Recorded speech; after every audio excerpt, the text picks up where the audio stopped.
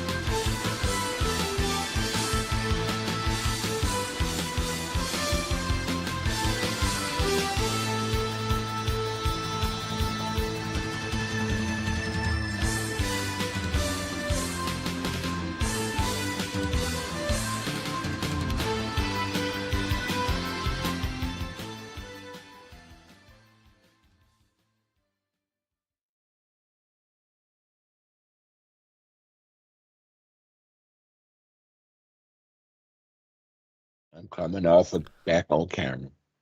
Oh, yeah. Y'all can eat on stream. I don't care. I do it. I forgot to get... Yeah, but I'm not eating anything crunchy. Well, I didn't... Who said Chris was eating anything crunchy? What if Chris is having, like, chicken parmesan? I very rarely ever hear Chris eat anything. Only thing he does is drink down water or liquids. Which I forgot to get. Which I might get while you guys are introducing yourselves. I may have to run and get water partway through this. Hi, I'm Dumbass, and this is Chris. What's going on, boys?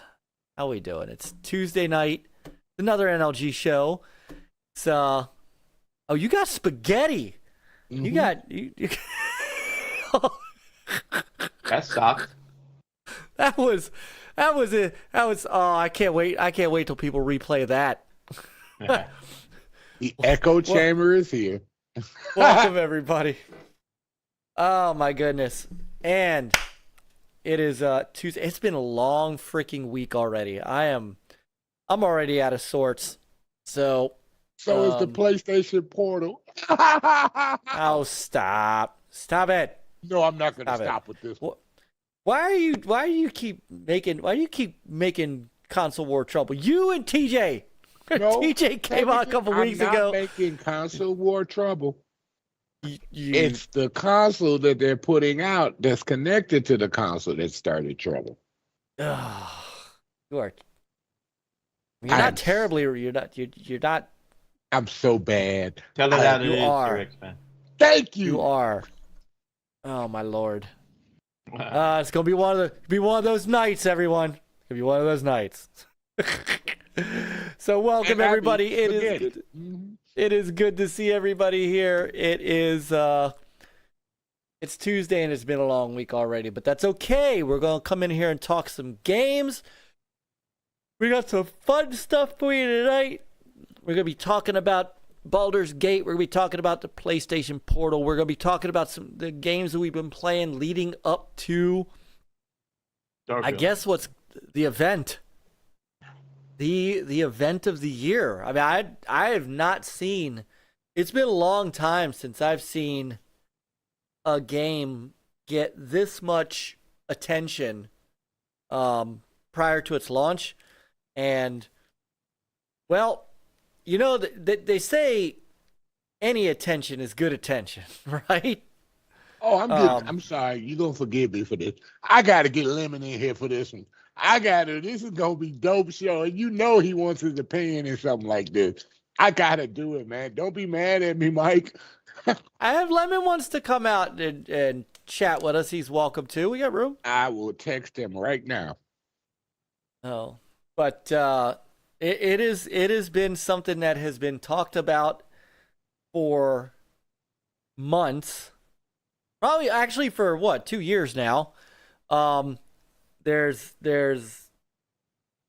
it's been crazy on social media, but I don't think you can stop this train. I think this or stop this ship from taking off. Let's put it this way. It's going to be an event. As Brian says, the event of the millennium. The last thing I can remember,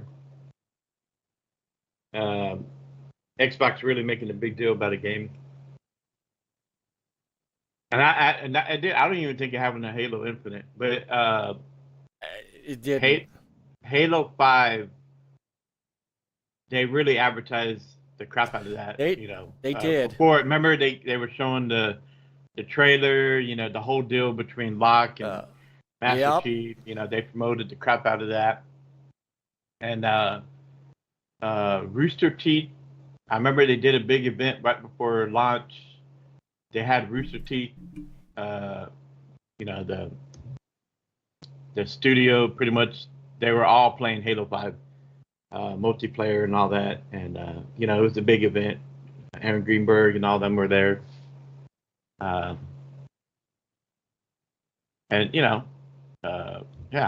Xbox was pushing to get that. I love Halo 5. I love Halo 5. Guardian is just dope. So many more maps, so many more multiplayer modes. Sorry, don't get mad. Great co-op. I mean, the story wasn't all that, but the co-op story with friends was fun. Look, I thought 5 was better than a lot of people gave it credit for. But then again, I enjoyed the story. I thought 4 was better than people gave it credit for. Yeah, so pretty, but they should have never switched this Halo Infinite to a games as a service. That's where they messed up. They should have more than that, but I still enjoyed it though. I enjoyed it. I like the mechanics in it, but because it was a new way to make the game and produce the game, especially with the new engine, you should have saved that engine for the next version after, once you had time to tweak it, to get everything to be perfect. You should have still used the original engine that you had previously, instead of spending all that money on it, because that older engine was proven. The sparkle effects in the older engine, I'm sorry, was so much better. And the engine and the smoothness was good, but now I can see why with this new engine they had to slow it down. It plays great. Don't get me wrong, people. Halo Infinite plays great. But I think because of the engine they created to use with that Slipstream engine, it wasn't as easy to develop for as they thought it was going to be. And here the rux why you couldn't have almost anything from the previous maps and the previous game modes into this game. But that's it on Halo. I'm done with that. That's okay. That was good. Wait. Sorry, I did not get a chance to say hi to everybody. Of course, welcome back, Brother X. It's good to have you. Good to have you here. As you can see, Brother Peter is on vacation this week, so X gets center square. And Chris is donning the suit until he finishes dinner. I kind of like him at Starfield picture. I mean, like that up. Look, and I'm telling you, I'm eating spaghetti on TV. He's eating pasta, and you were worried about eating on stream. I think it's perfectly okay. Good. And it's not crunchy. Everybody knows what I look like. Yeah, don't worry about me. I haven't even got a haircut. I need a haircut too, so it's all. Look at that. See, look. He's looking. Man. I knew that's what you was doing. There you go.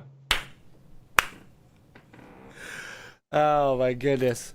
Don't have me come out to the East Coast and punish you. That sounds Okay, that sounds wrong in many, many, many ways. I know, right? How about you rephrase that in a way that doesn't get us shut down? Sailor Moon does it all the time. I will punish you. Come on. Okay, once again, that doesn't sound in the way that you. Okay, moving on. Moving on. Right around Rumble. Ooh, thank God. Yeah. Well, we're still on YouTube at least for the next 5 minutes until they catch wind of that.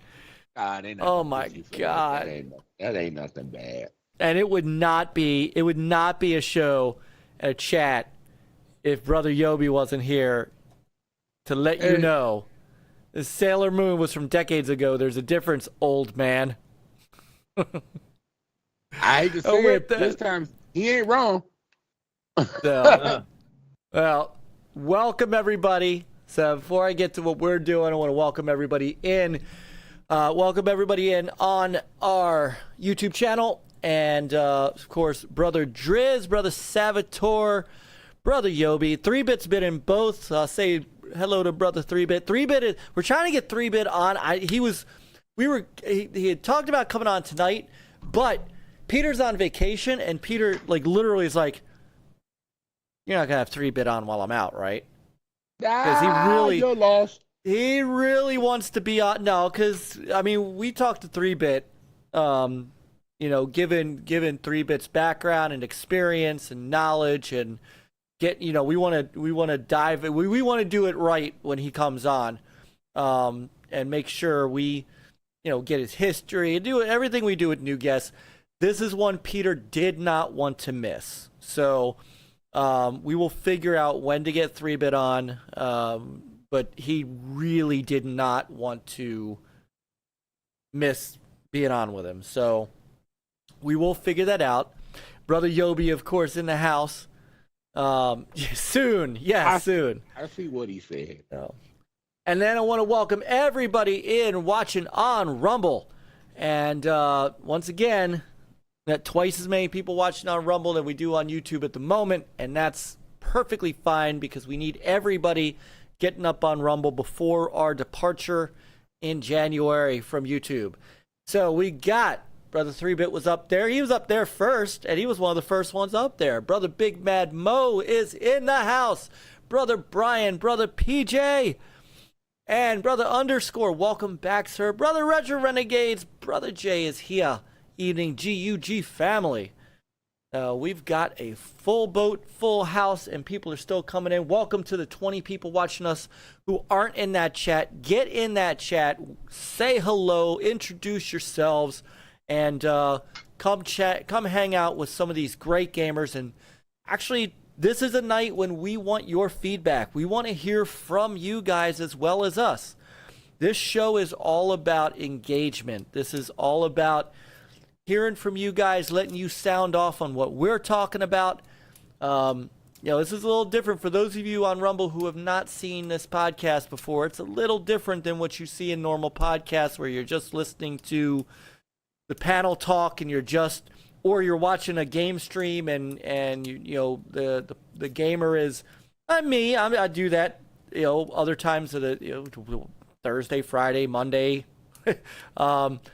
Where we're playing, but we're engaging. This is as much about you guys as it is about us. So come on in, say hi, and be part of our discussion tonight. Brian says he may upgrade to 8-Bit before you get him on. And Yobi says we'll be streaming soon. Got everything set up. We'll be streaming to 5 platforms all at once. So Gunter ain't nobody got time for that. What's going on, Gunter brother? And I'll leave this one to Chris. There is a mass hole in the chat. Careful. We'll fall in that hole. Careful. So, all right. Well, I'm putting the Rumble link up in the YouTube chat just to, again, get everybody kind of used to going up there. Because come our December 28th show is our final show on YouTube. Starting January 4th, we will be exclusively on Rumble for everything. And trust me, you want to be there. The picture quality is better. Our game streams look phenomenal up there. And honestly, much less toxic. Just going to lay that out. So, anyhow, unless you're around. So, although I will say that our chat, I turned on subscriber chat a long time ago, and the YouTube chat is not nearly as bad as it used to be, and we have great people that watch us. This is the audience we want. So, hey, welcome, Gamer Fridge. He says, new to the channel. How you doing? Doing well. There's Brother Rich. All right, so we might have to... Hey, guys, we might have to do the Ask NLG segment before we get to our actual topic, because Rich did put he did actually put a question in, and he does go to bed early because he works where where he works, he kind of needs to be up early. So maybe we'll do that after we talk a little shop. So what's up, brother? Geekstorian's in the house up in Rumble. So brother, you wrong is here. What's going on, boys? So, and like you see on the left-hand chat, we've got the chat combined, so you guys can talk to each other across platforms if you like. Just take a look on the screen, and if you type something in YouTube, they'll see it, and then they can respond on Rumble, and you'll see it. So, anyhow, X, what have you been up to? Besides eating spaghetti? Nothing. Okay, what you been playing? What did I? Starfield. He's already playing Starfield already, and not even. No, I'm not playing Starfield. We're waiting on your review. Come on. I'm not playing Starfield. Come on, where's your review copy? Well, you're not allowed to say it. Even if I was playing Starfield, I wouldn't tell you. Well, you're doing a good job here. You're not Eurogamer. You should get one. No, I'm not. I'm sorry. I didn't mean to say that out loud. Right. It's either Battlefield or I'm binge watching something. That's it. No. Battlefield is my game. What can I say? There's nothing wrong with that. You could play Battlefield. I'm still trying to get you to play Titanfall. No, I'm not playing Exo Primal. We got it. No, we got it. So hold on. Wait a minute. You won't play Exo Primal, but you want me to play Titanfall. And I like Titanfall. And I love to play Titanfall. But I think you're gonna have to give up a little something here to, as well, Sir X. You might have to battle some dinosaurs with us. If we play some... me to play Barbie's Pony Ride on the OG Xbox. Not gonna happen. What do you have against this game? It's just not my thing. But wait a minute. Now the other game Capcom is coming out with, that little ninja thing with the magic, that's my type of game. Thank you, Gunter. Gunter says I'll play Exo Primal with you, Mike. Thank you. So, there you go. Hey, Foxy. So welcome, Gamer Fridge. Gamer Fridge is down in the YouTube channel. He says, new to the channel. How you doing? Rico, brother Rico is up in the Rumble chat. What's going on? Luke's Awakening showing up in the Rumble chat. What's going on? I'm Solo over here on YouTube, and Foxy's over here on YouTube. Sister Foxy on YouTube and Ham. What's going on, everybody? So, once again, Ham, want to join us? I'll just throw this in the chat one last time. Come on up to the Rumble channel. So get used to being up there. So Yobi said, just give up on Sir X-Man. He made me buy a shitty ass racing game. And guess what? We never played, and he was adamant that I'd buy it. Never again. Sometimes. Oh, listen to this. I be looking for you. I keep it on my memory, Yobi. I do. Okay. Yobi don't trust you. Nah, the game is called Grip, and the game is actually very don't play fun, dude. It's got like a Twisted Metal arena level, where you guys just go after each other and destroy, and the top one with the top score of kills wins. Yobi said, Yobi said, Yobi ain't got time for that. See, that's the problem. No, we're talking about time for your excuses. Yeah. All right, Gunter, we will play. I would so here's my streaming schedule. This is what we typically do. So obviously we've got the Tuesday night show, and then Thursday I do a stream, 10:30 p.m. Friday is typically Friday night with Peter and Myke, and then hopefully at some point when Chris has some weekends off, it'd be Friday night with Peter, Myke, and Chris. And we do all kinds of stuff, including Extra Primal. We could definitely be talked into an Extra Primal night. Every once in a while I'll do Saturday or Sunday night if I'm really feeling up to it. And then every other Monday when I am not on Brother Geek Historian's channel doing Retro Roots, an awesome show that X you have been on. Then every other Monday night I'm doing Monday Night Retro here on Rumble. And all the game streams are exclusively on Rumble. You will not find them on YouTube. Oh, Brother Bigblock, what's going on? Brother Bigblock is up in the Rumble chat. And it's Timmy! Timmy is down in the YouTube chat. So Ham says he's watching this time. He ain't in a position to be on the mic. So. Gamer Fridge says, I've been playing PS2 NBA Ballers on my RG Ally. Ooh. Nice. It's called the Rogue Ally. That's what most people call it. That's what most people call it, but it's... Rogue Ally, Rogue. Exactly. So why would they call it Rogue? Rogue is R-O-U-G-E. I know. That's why I corrected myself just now. So. Hey, Timma. Oh, yep. Nick says, yeah, I'm starting to get stuff going here, which he is.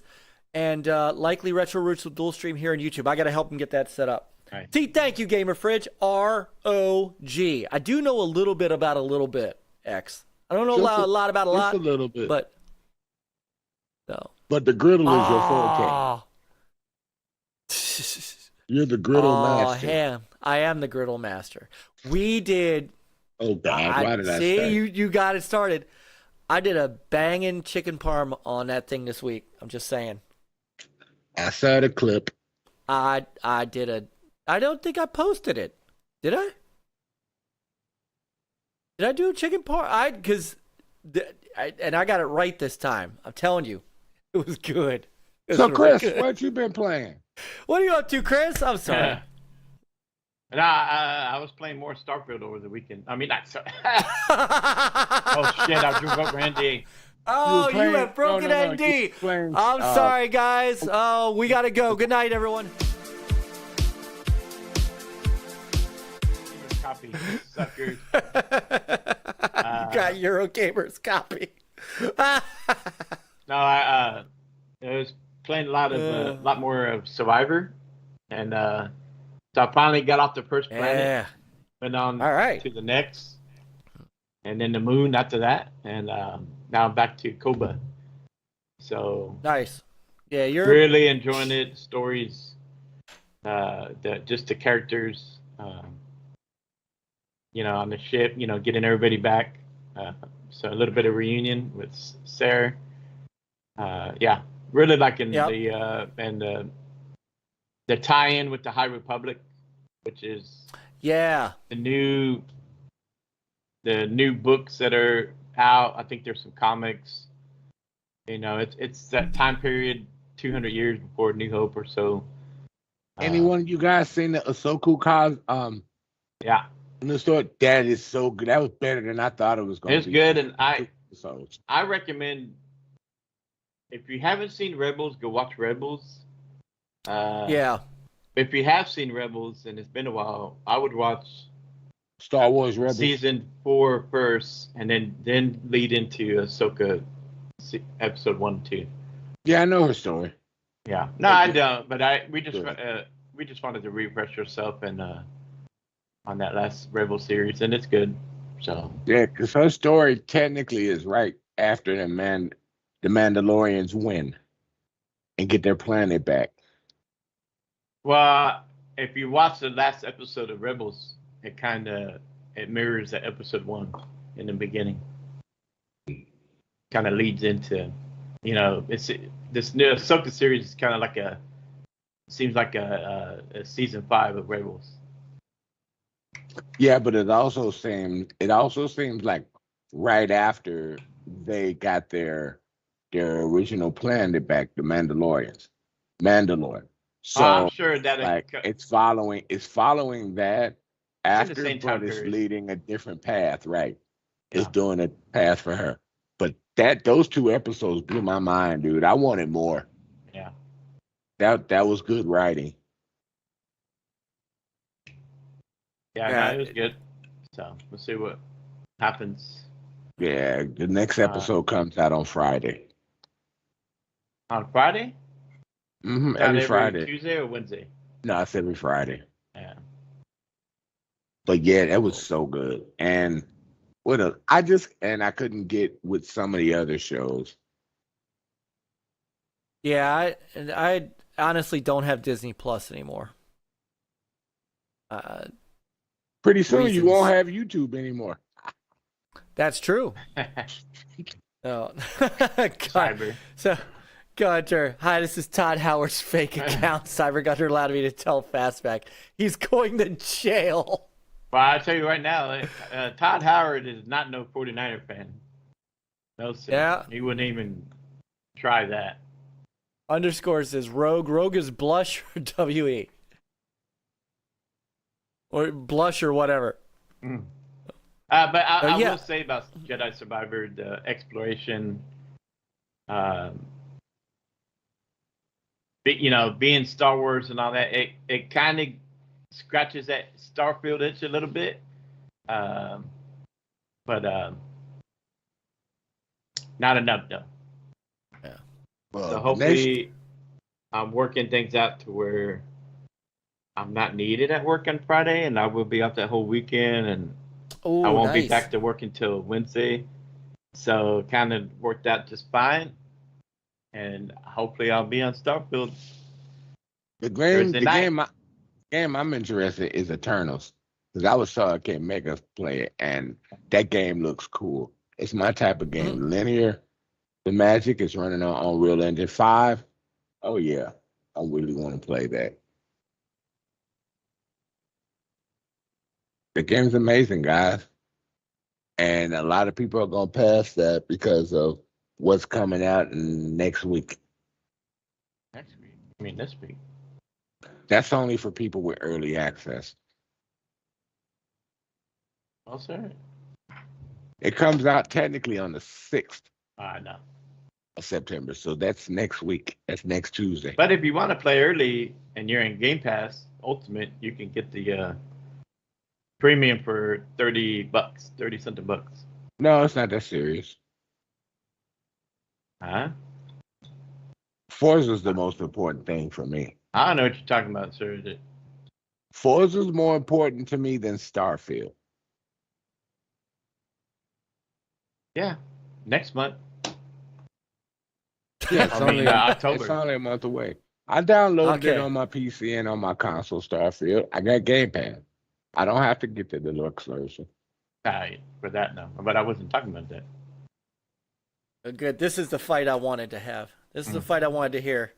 But Starfield versus Forza. Let's go. I look forward to Forza because when it's break time, I can go play some Forza, and then after break, I get back on Starfield. No, it's not. Forza Horizon and Forza Motorsport are not the same beef. You can't just really jump in and just do one race and get out. It's just not the same. Everyone not. Oh my Lord. One's mostly an arcade style. The other one is like a sim like. So you can't do that with Forza. Motorsport, not Horizon. Two different types of games. Yes, this is very true. I could do a custom race where it only takes me about 15 minutes. And then that's by break right there. Okay, try that if you really want to. And then it's back to space.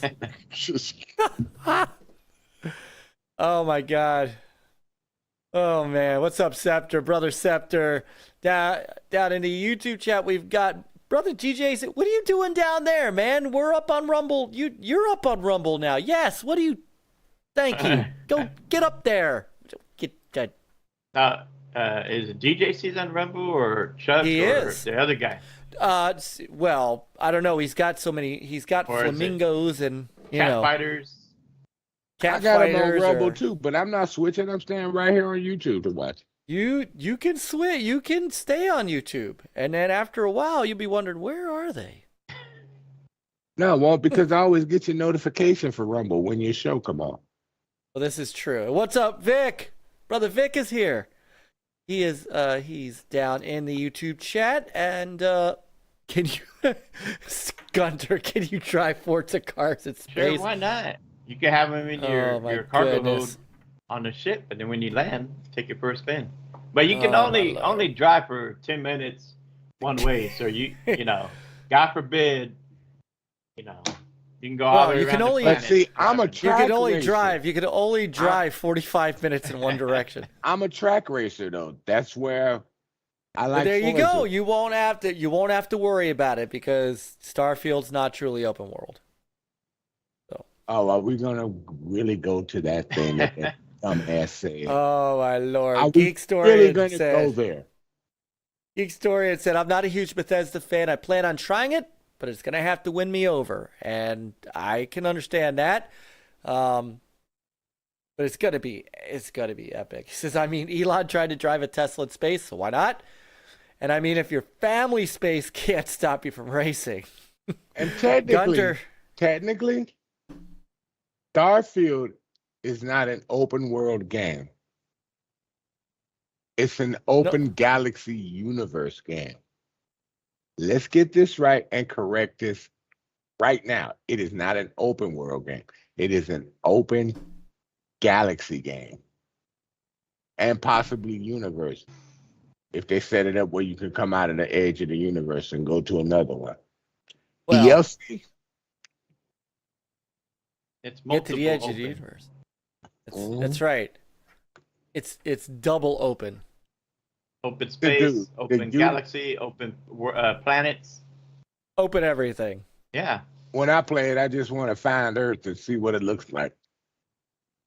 But I tell you, keep searching for the Forza planet. Okay, that really didn't make no sense, but I give you why respect for trying. You do know that you can mod. Trying. You can mod Forza Motorsport in Starfield, and you can play both at the same time. Well, I got a feeling once I find the Mars base that they said has the mining, Earth will not be that far away. It's the next planet. You know? Wait, what? Wait, what? Mars comes after Earth. Right.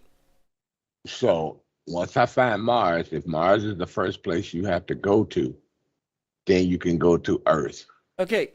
I don't think Earth is going to be in this game. I think it's going to be they some said form you of can go to terror. Earth in the game. I don't think it's what? No, wait, hold on. Yeah, Well, you can go to Earth in the game. You can't go to our current system. Yeah. Right. Yeah, It won't be. Where do you think Mars is? It's in the Milky Way. It won't be our habitable. Universe. I mean, oh my God. Oh, it's in our solar system, dude. We know. I know that. You better call Nate. Get the fake Nate in here. Get the AI Nate. I mean, HCK in here. Because Nate said he's leaving. What? There's Mercury, Venus, Earth, then Mars. Don't forget Uranus. Then Jupiter. Yeah, but that's at the end. But they put Pluto back. It is at the end. You're right. No, but they put Pluto back as a planet, so it counts now. Oh my God. Yeah, but I'm not sure. Yeah, Mike, I'm not sure. I think that you can travel to the planets in our system. I think you can, but from what I had read, I'm not sure about Earth. You know, maybe that's. Yeah. No, they said you can travel to Earth. They said you can travel to Earth. Okay, what I have read is that Earth is there, but But it's boring. It's abandoned. Polluted. We ruined it. Yes, and you can only. That's where you wear a suit. Yes, but don't forget to land on gas planets too, and you can walk across that for 10, 40 minutes before you hit that barrier. Technically, 10, 40 minutes. You can't. No one can survive a gas planet, dude. No one. Well, what happens? What if you're wearing a? The game, you should be able to. It's a you video game. Do anything. But they're trying no limits. But they're trying to keep it accurate to what a planet is and what is defined as. Nothing can survive a gas planet. You got to meet everybody's expectations, sir. All the idiots out there that they want this but and you that. Can't change the law. The game is not trying to change the law of physics. Well, you can mod it. They just mod it. Oh my God. You don't like it? Mod it. Put it Forza Motorsport in there. Now, because the gas giant at the edges of its atmosphere is kind of light, there could be, and I've seen it before, I've heard of it before, there could be a planet that can't get down to the lowest part because of the density. I mean, an island or something like that, or a continent. But because it's so dense, it settles at the top of the gas and it stays there and it's stable. Now, maybe they can make that where you can head to that part of the planet that is level, that can't move with the gas. But that's about it. You cannot go down to the deep, deep surface of that planet. Well, Sir X-Man, if I find a character that is named Sir X-Man, I'll be sending his ass to a gas planet and I'll here you go, we're going to settle you on this planet. Oh, let me know how. At my age, I got enough gas for the planet. I don't need no help. There is definitely That might be Uranus. We'll settle you on Uranus. You can play Forza Motorsport all you want. You know, that joke's so old, man. I've heard that since the 70s, man. You can't keep using it. You can't get rid of it. You know, we've been so lucky over the decades to make the kind of games that we. But yeah. And that's thanks. I'm not playing Starfield. From the Elder Scrolls to Fallout, we love creating. You guys talking about the guy that will be saying volcanoing? What's up, Wilfrey Rosio? Oh my lord. Okay, so that we call that Explosion Man. Oh my lord. Explosion Man was a great game on the 360. It was such an underrated game. Both of them 1 and 2 are backwards compatible. I got them both. Sir X-Men, you just flatlined Yobi. I think you flatlined our entire. How did I flatline anybody? So much of what we think makes our game special. So let's jump in and take a look. Oh, because I was talking science? Oh, I'm so sorry. Starfield is our first new universe. There is some intelligence up here. But it's still a Bethesda RPG through and through. Well, where you step into a new world. we had 40 people watching on Rumble, and now we have 2. Thank you, X. Thank you. What happens when they leaves? He came here to hear about games. Yeah, somehow we got onto the gaseous planets. Well, they might be in Starfield. It just has to do with the. They said they were using NASA people to help them understand the science of how the universe works, how true planets are supposed to work, how gravity really does affect you on a planet. You know, they said all that. And all that is related in science-based theory, and some of them are fictional facts. But they said we're basing this on the science that we know right now. Oh yeah, it was Starfield. And there's the difference between that and No Man's Sky. Because in No Man's Sky, believe it or not, I feel like all planets that I land on feels really the same. And of course, you can play it really does. Even when you land on a star base there, it's like the gravity there still feels similar to what it felt on the planet. So, but they're using real physics. If a planet is super heavy, it's going to hold you down more. You will not be able to jump or run faster on that planet because of the gravity. But if the gravity is light, and they told you all about that in that 45-minute trailer, if the gravity is light, You're gonna be able to jump so high, it's gonna be ridiculous. Like if you go to the moon, you can jump higher. You can move faster. You know, it's just the way that is. It's real physics, and I like that part about Starfield. Keep it real. Baby. Don't eat that Taco Bell on any planet, though. According to my buddy Rico. Oh no, that stuff worse than Taco Bell. We're okay. No, yeah, hold on. And hold on. Whoa. There will be no Taco Bell slander in this show. Sir. Why? I love Doritos Locos Tacos. What's wrong with you? Just saying. There'll be no Taco Bell slander. Look, I live down here south. Taco Bell is not a Mexican restaurant. I didn't say it was. We love to pack a ton of Sorry, detail in every no. object. No, it's true. He ain't lying.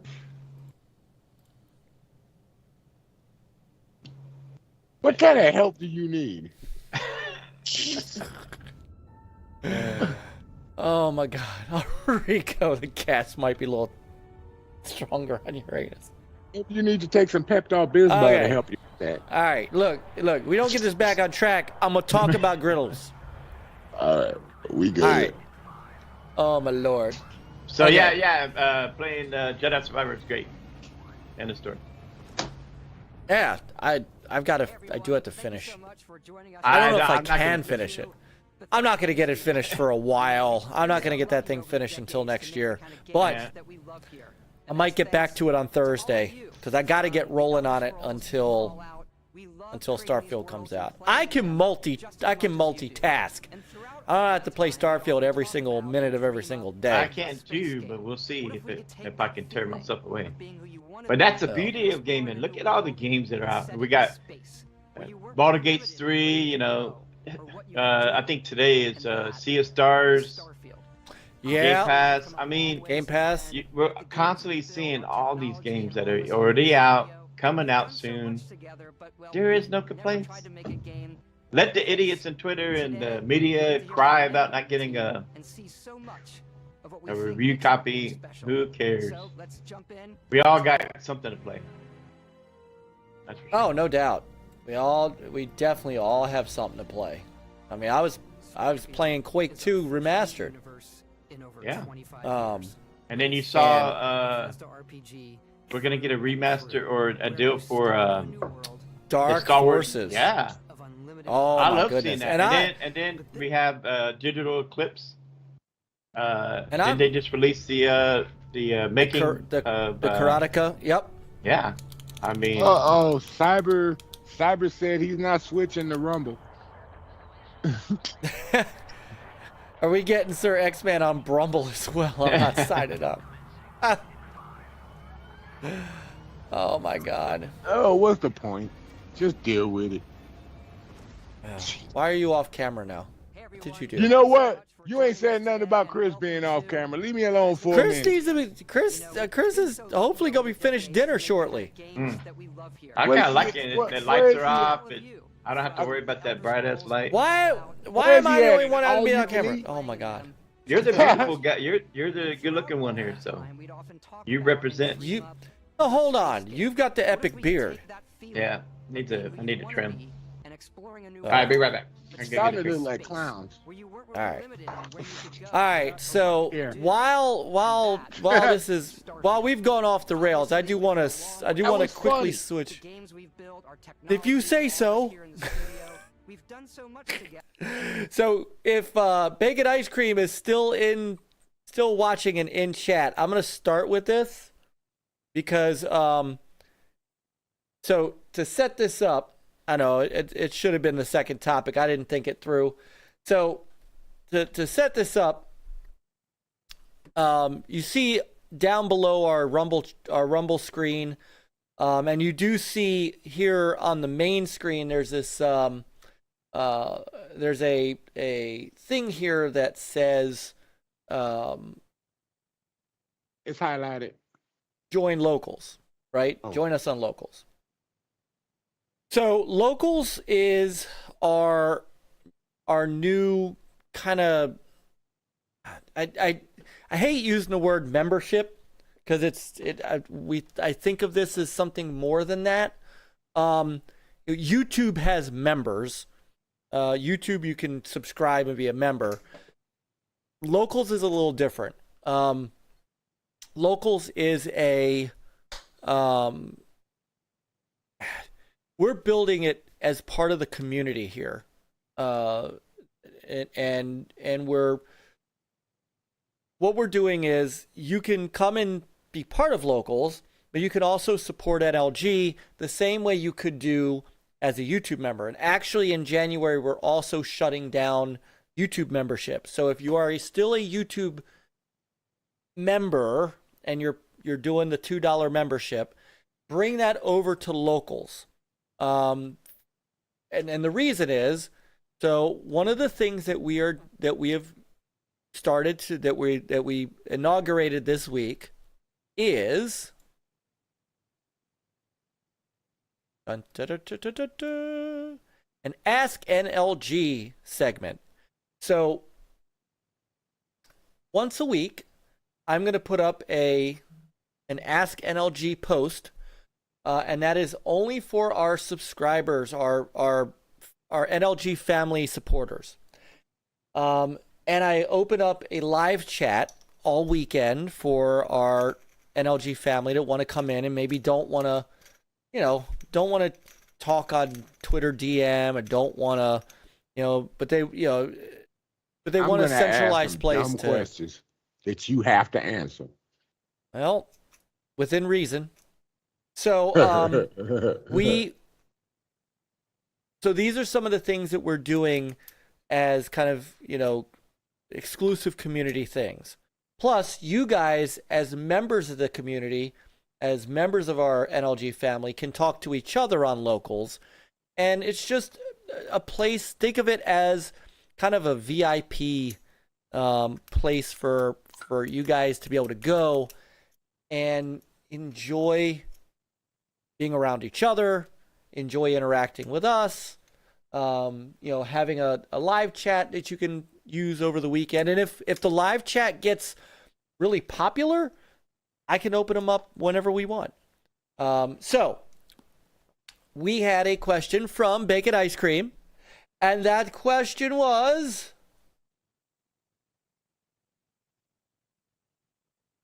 what was your wildest convention or gaming show story? I've had some wild moments myself, and there's one for me that I think will never be topped. Stories like this are always fun, and I'm sure you guys have at least a few, so let's hear them. Thanks in advance. So that is Rich's question, and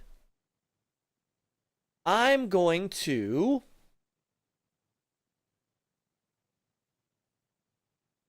actually get a little help here. So this is an easy one for me. So as most of you know, I have spent a lot of time as a game journalist, and with that, I went to a lot of E3s. I went to E3 from 1998 all the way to 2006 was my last one. With one exception, I missed E3 2002 because that was the year that I got married.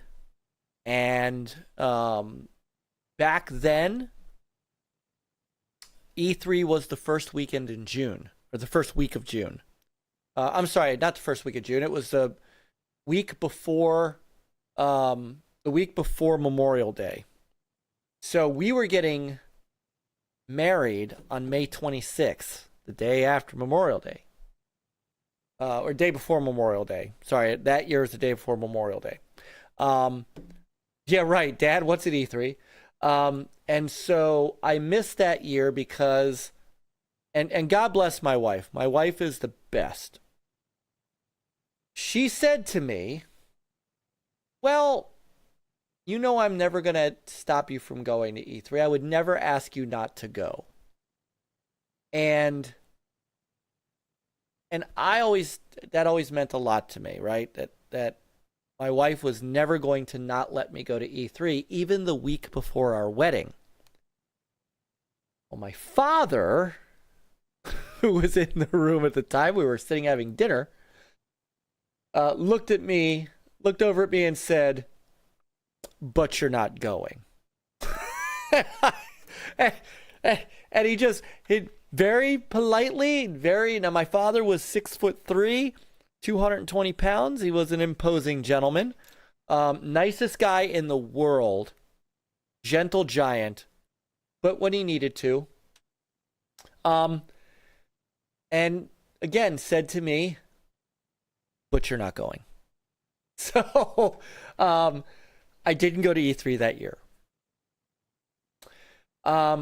So I always tell a bunch of stories about my time at E3. I met, I don't know if you could see the picture on the wall there, my poster of Space Ghost Coast to Coast. Let me see if I can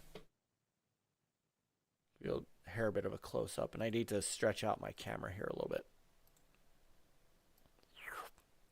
My picture of Space Ghost Coast to Coast, which is signed by George Lowe, who was the voice of Space Ghost Coast to Coast. I met him at E3. He was doing a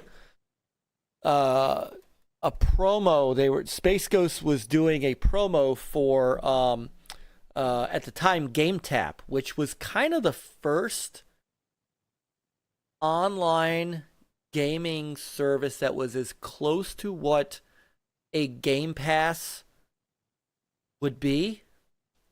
And he was, let me see if I can grab the picture of it.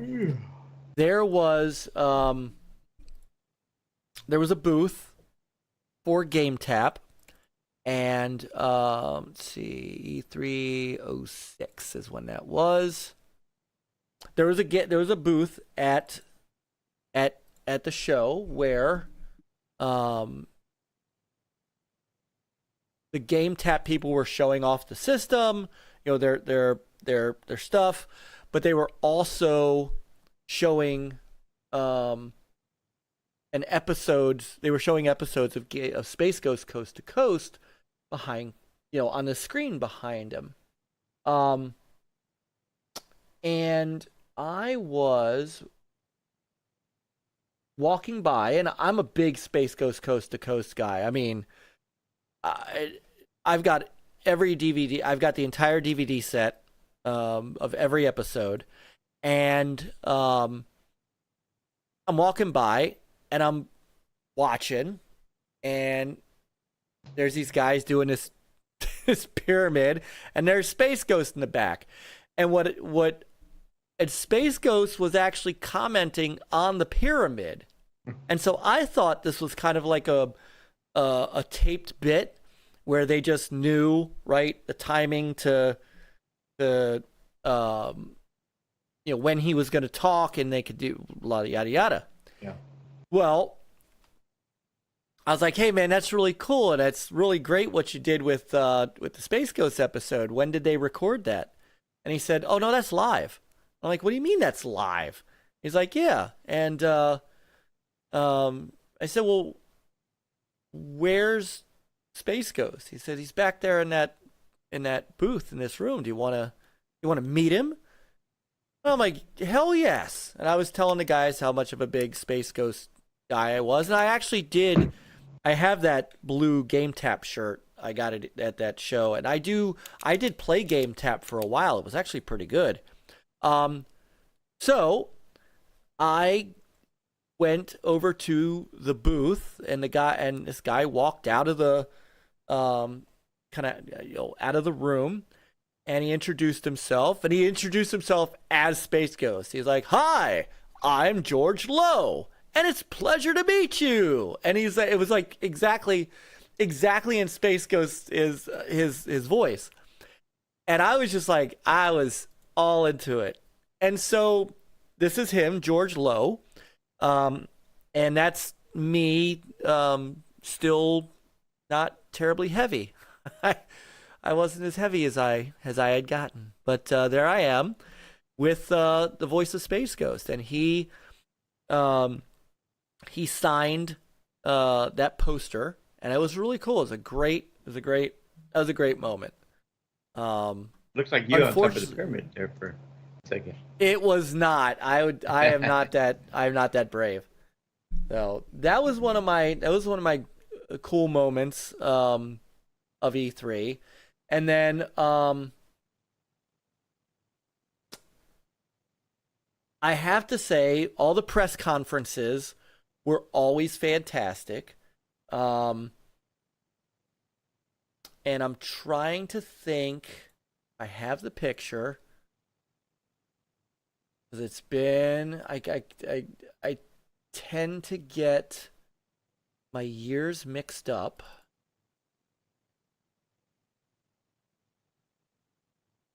That was the one in the round.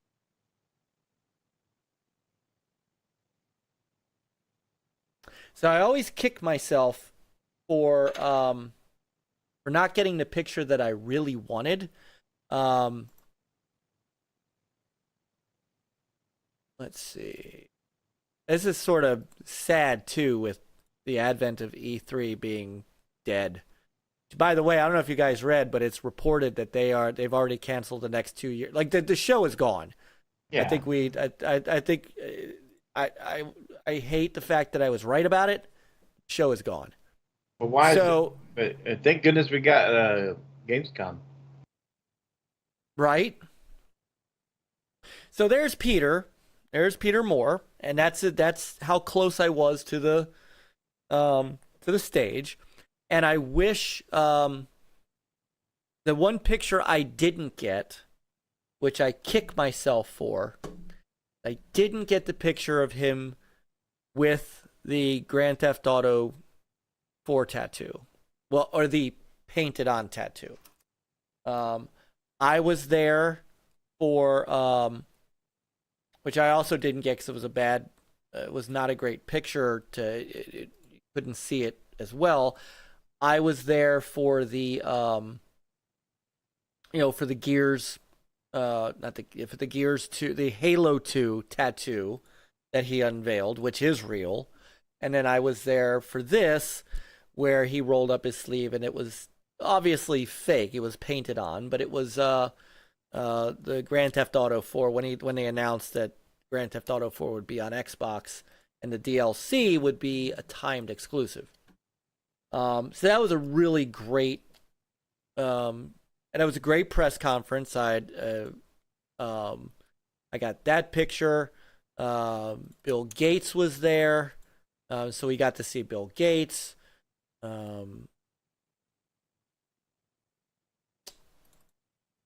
Although I'm not a big fan of his these days, Cliff Bleszinski.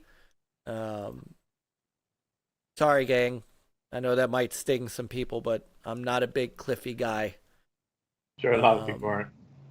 We appreciate the gear stuff he brought, but other than that, I mean, why? What have we got to? Yeah, I'm sorry. Well, since we're going to be on Rumble and leaving YouTube, I can say it. He's been kind of a dick the last few years. So anyway, E3 memories of Peter Moore, and shout out to the Iron Lords. When Peter was on with the Iron Lords, that's really good. Lord Cognito hit me up privately and said, "Hey, just want to let you know before I announce it publicly, Peter Moore's coming on the show. Is there anything you want to ask him?" He said, "I could not." And I love Cog for this. He said, "There's no way that I couldn't ask you if there was something you wanted me to ask him for you." He said, I've got to do that for you, brother. And I said, at the time I said, nah. I was like, I know the man. I've met the man. I've had dinner with him. I talk to him, every year at E3. I said, I'm good. This is your moment. This is, you guys. And I was so happy for the Lords getting this interview. And it was a dandy of an interview. I want that damn jacket that Peter Moore was wearing at the end. But I did end up on Sunday right before. I was like, you know what? Do me a favor. Ask him this and tell him I said, and ask him for me. to confirm the incident at the Sega 1999 launch, the E3 hangar party, where this man, Peter Moore, was so fired up. They had this party, and this was back, this was in 99. I didn't exactly take a camera. We didn't have cell phones. I didn't actually take a camera to the party. But there was Sega had a party in a hangar, in a big giant hangar. Girders everywhere, big giant screen. They had NBA players playing NBA 2K over SegaNet, over the modem, with other NBA players that were there. And Peter Moore was giving a speech to the party goers, and he's hanging on to this girder, this big giant girder, and he's going crazy, and he's like, and we're gonna kick Sony's ass, in his British accent. And I said, ask him about that, and he said, let him know that I was there. I remember it. So Cog did ask him to confirm that happened. He said, Mike, good friend of the realm, Mike Mullis, he was there, and he said he remembers this. And Peter's answer was, well, I can neither confirm nor deny that this happened. And I messaged Cog and I said, that means a yes. And Cog, he texted me back and said, yes, I know. So that was a great memory. And the last memory that I'll come up with, and then I want to turn it over to you, Chris, because you have been to PAX. Yeah. And so you do have some stories and some stuff. So I'm gonna do one more. And this is this could be one of my favorites. It was last day of the show, and we were leaving. And I've told this story before. You've heard it, Chris, but I don't know if Rich has. I don't know the people on Rumble have not. It was the last day of E3 04, and we had just finished our last meeting of the show. I was walking through the floor, and it was me and another one of my writers, Dan Comer, who was he was a PC writer of mine, but he also did some Xbox stuff. Hang on. Mute game audio. Sorry. I'm actually not going to mute it. I'm going to turn it as far down as I can, because that's Frankie O'Connor actually commentating. Our rep saw us as we were walking one last time to the Microsoft booth and came bolting over to us and said, hey guys, before you leave, I got one more thing for you if you're interested. And I'm like, sure, what do you got? He said, come with me. So he walks us back into this room, and there's 2 rows of Xboxes, and he's like, and lights go down. Frankie comes out, and he's giving us a behind closed doors real-time demo of Halo 2 and what the differences are in not just the multiplayer but the things you can do. So this was the first time we learned about being able to steal a ghost, about dual wielding, about all of the things that were coming in Halo 2. And then we got to play a multiplayer match, System Link, all these Xbox. So Dan, some of the Bungie team, and then some other journalists and show goers that were in that last session. So this this was an awesome moment for us. So what's up, Mike Garcia? It's Geik Marcia. I love that you did that. What year is this? This was 2004. So this, I've got more stories that, I remember we were coming out of the Nintendo press conference the year that they announced that the console, the Nintendo, what the hell was it called before? Whatever the code name was, I can't remember the code name now, but they were calling it the Wii.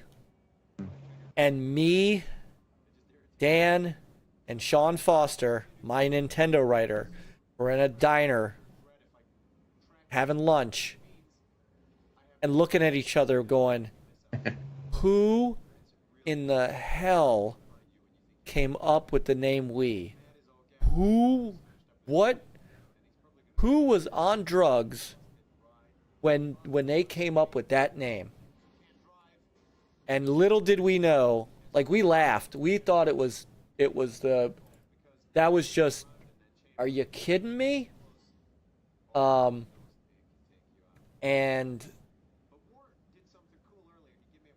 little did we know. Yeah. So, and actually, I'll show you a picture while I'm queuing you up, Chris, to show you how close Sean was. Sean and I were to was it 06? No, it was 05. When they first showed, what was it called? Chris, what was the Wii called before that? It was called, the Revolution, Nintendo Revolution. Revolution? That's what Rich was saying. Yeah. That's how close we were. Codename Revolution. That's how close we were to the stage.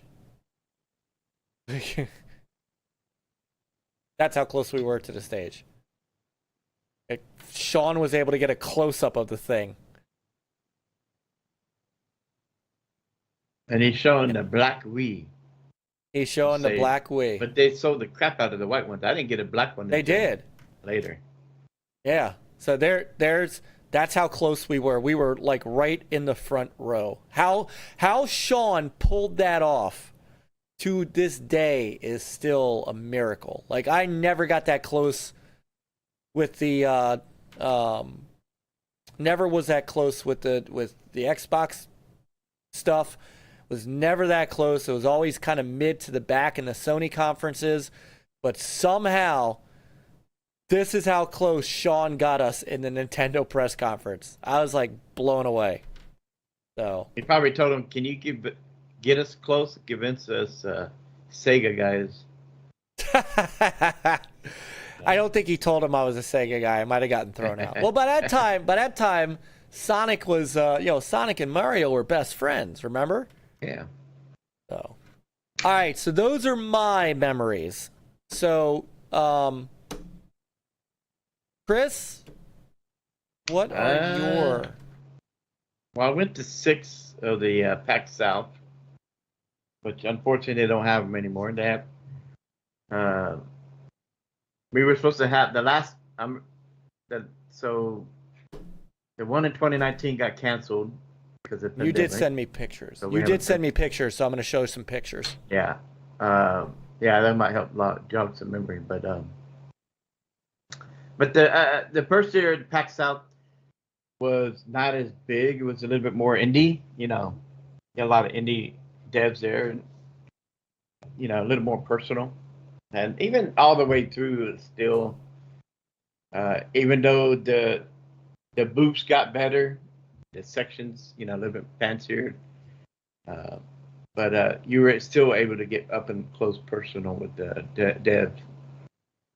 And that's what is great about PAX. And probably one of my best memories is meeting Rick Lagnassi. So he was, I don't know if that was the second or third PAX. Let me see if you have. And this is So I got to meet Rick because this was when right before the launch of Kingdom Come Deliverance. Oh, okay. Yeah. I do not have a picture of you meeting Brother Rick. But I'm trying to remember. Did we have him on the show right before? Oh. Like we met him before, and we met him through Crazy Juan. But I think we had him on the show before the PAX, and he told me, he goes, "Hey, I'm gonna be at PAX. Hit me up and just message me." So I got to meet up with him privately to take a look at Kingdom Come Deliverance on his laptop gameplay. Now we couldn't play it; he was playing it, but he showed a lot of it, and I was able to ask questions about it while he was playing, and he sold me on the game, and when it came out, definitely enjoyed it a lot. It was a good game. Good game, good story, funny moments in it. So, and Rick, just a great guy. My daughter was there, my oldest, so he was just cool with us, and and then I thought that was great because I talked to the indie developers while I was there, which I thought was cool, to get to meet those who are making the game. And, I respect all those guys. To me, doesn't matter if a game's AAA or indie. Just, great meeting the people behind the games.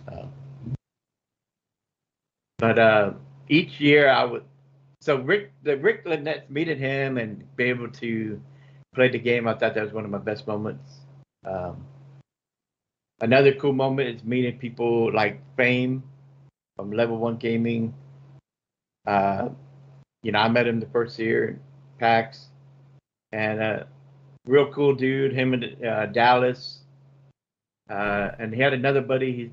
I think they finally have a reunion. He's finally back, but so they were doing interviews, and he was like, "Hey, come join us, come check out the game," and he'd invite me, for the interviews and all that, check out the games.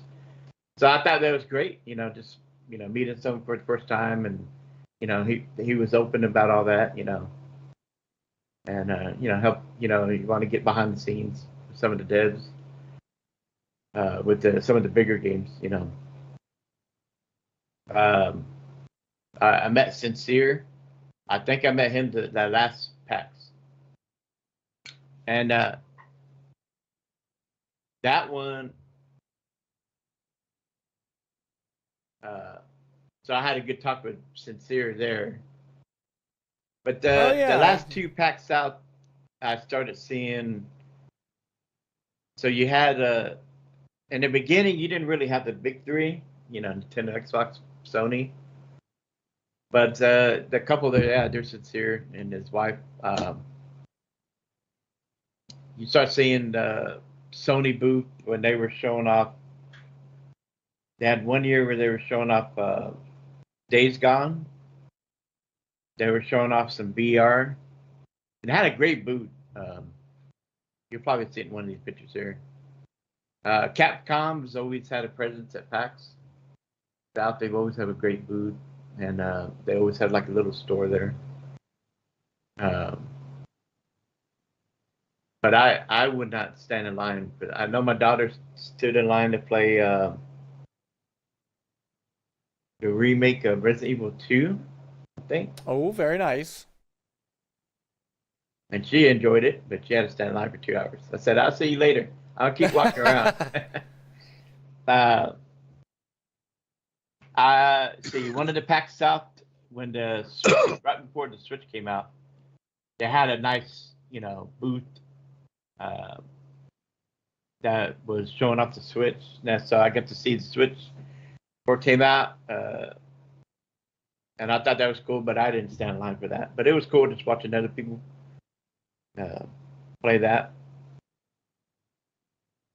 I didn't really meet anybody famous. I think Cory Borlaug from the God of War, he was there walking around. And I think there's a couple other people that I saw, online said they were there. But just a great atmosphere. I had family that would show up. And, I would go meet up with them. They were big time table gamers, tabletop. They would get along great with Juan. Nice. But overall, the PAX is more of a personal, up close for everybody, not just media, with a lot of the developers. But a lot of great looking booths there. Xbox, when they were there, they had a little booth where you can get in line and they had this machine like the claw or whatever, and you can win some prizes. We won quite a bit of Game Pass gifts, deals, and I think Crackdown 3 was the game that they were showing, but they didn't have the game there. They just had a picture. So I was kind of disappointed. He was like, I was hoping to be able to play it. What's up, Panda? Hey, Panda. But yeah, some of these packs you saw, in the beginning, you saw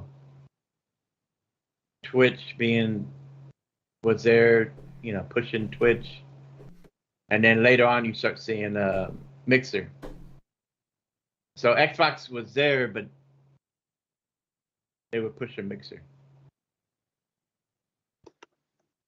And now there is no Mixer. And now there is no Mixer. There's Streets of Rage 4. Yeah, that was fun. Yeah, it was my little one.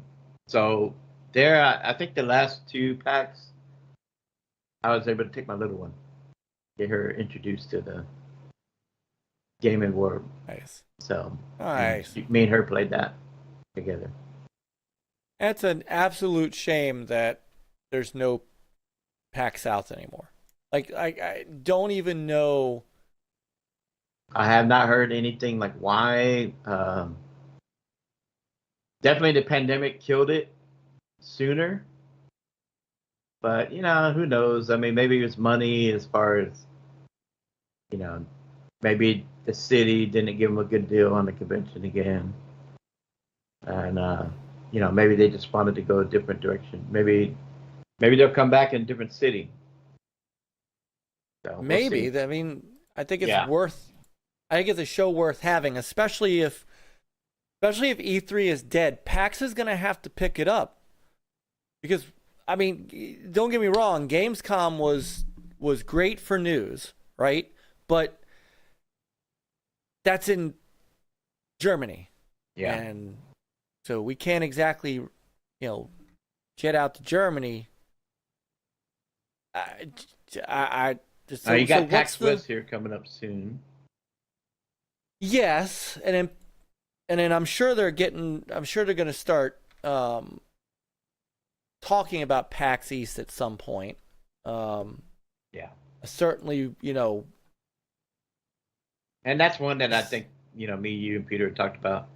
That's one that us can meet up. And, we can meet a lot of other guys, people in the community there too. Very much so. So, yeah, who knows when PAX South come back, if it will come back to San Antonio, but I hope it does come back again. So, because I was hoping to meet Matt. I remember talking to him about it back then, a while back, and they were like, yeah, we're going to go to the next one. And, of course, how that went.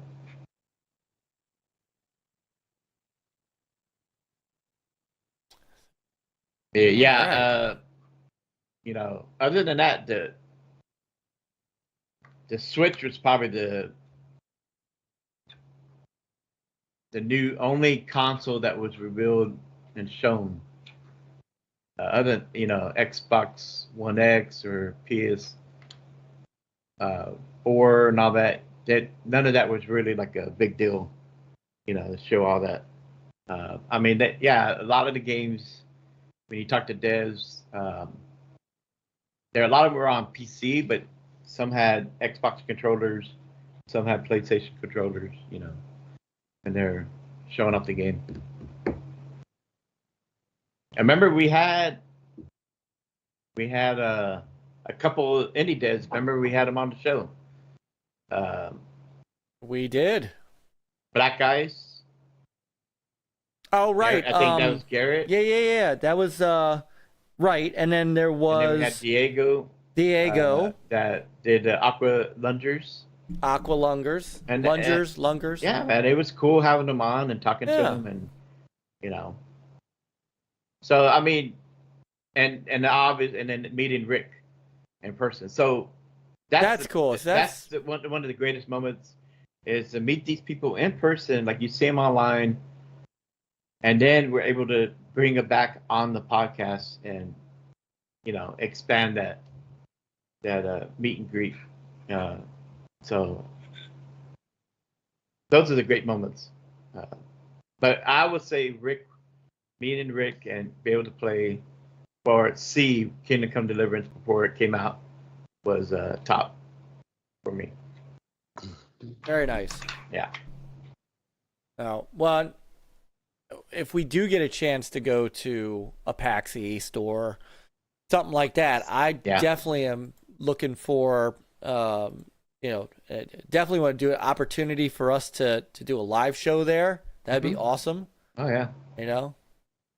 So, and maybe something else will come in the ashes of E3. I mean, something's got to, especially with what happened at Gamescom, I think somebody is going to come up with it, but it's got to be the right. I think it's got to be the right show in the right place at the right, LA may not be the right place for something anymore too. Let's just say that. Yeah, seeing, because I was watching while I was at work, had my phone on and watching some of the live stuff. The Xbox was the day 1, day 2, 3, and I enjoyed that. That's one thing that I miss about E3 is that you get to watch the live interviews, a little bit more shown about the games, because when they reveal them, they show the trailer, but then when they do the live stuff with the devs, you get a little bit more in depth, right? I've always enjoyed that about E3. So Gamescom this year kind of brought some of that back. Like, it was cool to see that, and I really appreciated that Xbox and even Keighley that they were able to do. Well, Keighley just had one night show, right? I don't know. He just had the first night. Was showing further stuff the next few days, right? Talking to it. Did he even have interviews or anything like that? Like, and that's one thing that he needs to work on. I guess he's all about the big one night show, but if he wants to be the next takeover E3, he needs to expand on hey, now, but you just come in, you've been sleeping this whole time. X woke up. Yeah, but no, I really did like what the Xbox did, and I hope if we don't get an E3, I doubt, like you said, I think that's over. Maybe PAX will just do maybe they'll move PAX West next year to LA. Who knows? But I don't see E3 anymore. And then maybe they can expand on it to where, we can see like what Gamescom was this past week. We can see a whole week of live interviews, whether it's Xbox doing it or one of these media sites, to bring all that stuff to us gamers to, get a bit more in depth on some of these games, E3 sponsored by IGN. Yeah, that would suck. I mean, if it happens, it happens. But I think what Xbox this show was the day 1, day 2, 3 was successful for them. I think they did a good job. Showcasing even the wrap up show, showcasing their studios. games that are going to be on Xbox. I thought they did a good job with that. Hey guys, I gotta stop you guys for a quick second. You guys got to see this. Oh. If I can get it over there. Where is it? I gotta. There are 55 people watching our show right now. Ooh. On Rumble. Nice. Folks, let me thank you. This is why we're here. Definitely want you guys in the chat. Come talk to us. Yeah. But I glanced over, and I had to. Yeah. This is great. Rumble has been great. At first I was kind of skeptical, but and we've been on YouTube so. for years, and the only time we got this number was when we had when we would have in the early days we would have Tommy on Miko. You know what I mean? Like certain shows got us these numbers on YouTube, but Rumble's been great. So and appreciate everybody. Thank you. Moving guys. over, or and eventually Sir X-Man will have to join us next year, hopefully. Rumble. I'm already on Rumble. But you're gonna be on there permanent. He's just being grumpy. No, I mean, and honestly, it's funny, Chris, because you know as well as I do that a lot of that was the toxic viewing. Whereas here, we have people that legitimately just enjoy what we're doing. Mm-hmm. And it means a lot. It really does. So thank you guys. And we've gained a couple of new followers. We're up to 120 followers. Our locals are starting to grow. We are really starting to become like this Rumble community. And I've met so many good people on Rumble too. From Lumpy Potato and Zebra to Silver Fox Gamer to Uncle Pudge, and Rick Rosalia, who's their digital growth manager, who has been, talking to us and listening to us, and it's been amazing. So been lucky seeing his interaction and talking about Rumble updates and stuff like that. And I totally understood the skepticism because I'm like, but it's not YouTube. But you know what? We're fitting in better here. I'm just in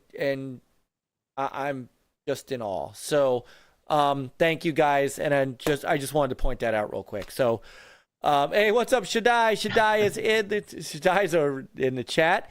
And there you go, Mike. Rumble community love. That's what I'm talking about. And Amico community love. Come on, we still have that community going. Mm-hmm. And for you guys on Rumble, I'm hoping that very, very soon, and I just have to work out the when, you guys are going to get a look at what we've shown on YouTube. I am working on a potential kind of afternoon family live stream. I might actually get to finally stream the thing. Nice. So definitely looking forward to that.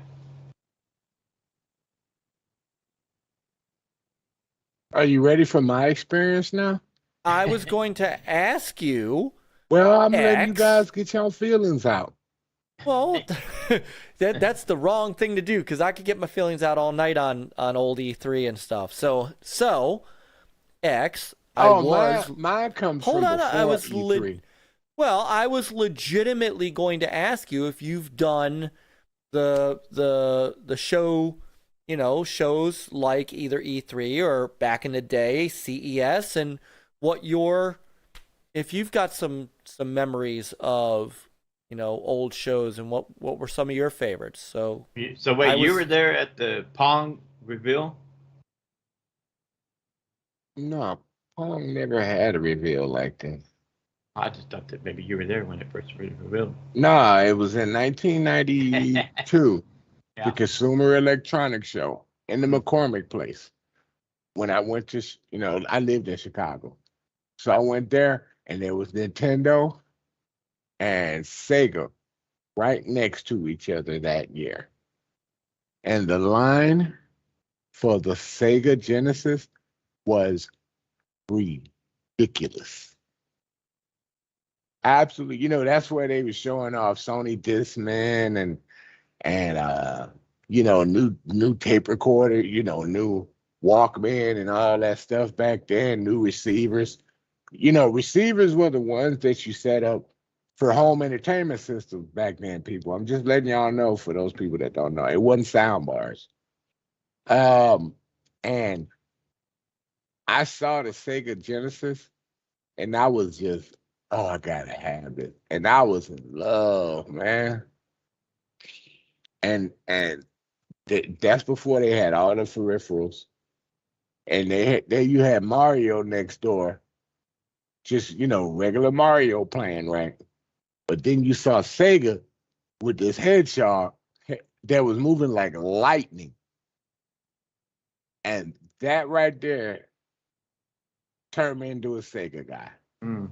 And so you that cheated was on Peaches, huh? You cheated on Peaches. The only thing I liked on the NES was Rygar, dude. I mean, I played the Nintendo with my friends and stuff like that.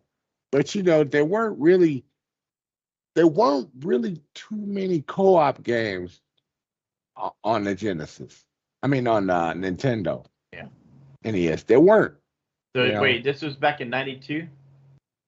Yeah, Nintendo was still running strong. Yeah. So you still, and then, of course, they had the SNES there, right? Yeah, it was there. Yeah. It was there. Yeah. I said they were right next to each other. Yeah. So I was like in love. Yeah, they were right next to. They put the booths close to the Panasonic and all those TVs and stuff like that. And there were more people impressed with the new gaming consoles, like the Nintendo and the new games, and the Sega Genesis with their games coming out, than they were about the TVs. So the other time I went was the unveil. They had Consumer Electronics Show still going. Remember, these are pre-E3, before E3 ever came about. So they showed off, they had the Sega Saturn the year after that. And then the next year, it was Sega Saturn and PlayStation. Nintendo was there with their system and Super Nintendo 2. But PlayStation stole the show that year. They stole the show. And I've had my Sega Saturn since the original, so. And people remember, they don't know. Sega Saturn was the first place to play the original Tomb Raider. Yes, well, did you? Yeah, it came out before the PlayStation did. No. Yes, yeah. But just to be fair, it came out on PC first, and then it came out. Okay, get over it. Okay, we're talking about console right now. But we're talking about console. Hey. I don't. None of your technicalities. And real quick, Chris, you might want to look up. In the Rumble chat. So we now have a sighting of a mass hole in the Rumble universe. So be careful there now. Good. So take that mass hole and sink Rumble. Just sink Rumble into the black hole. You are right. Keep talking. Yeah, no, YouTube is the black hole. That's where us I know. little guys get lost. YouTube is failing. YouTube is starting to fail. Rumble is the Starfield of streaming content. And you are and locals. You are right, Brother X. You are correct. But when I saw Tomb Raider, and I was like, on the PlayStation, I was like, because it looked smoother. It was. It ran better. It did. And ever since then, I played every Tomb Raider that has ever existed, and that made me fall in love. Because of Sony, I did a thing with Han Solo on this show, and he was surprised when I told him that the PlayStation 1 was my favorite console that started me off. So I've had a Genesis, but PlayStation 1 started me off. So I love that. The CES, every time you go, you start cheating on The Last Girlfriend.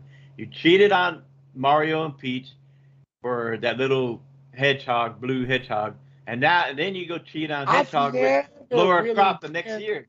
I've never really been a Nintendo person. I know, I'm just messing.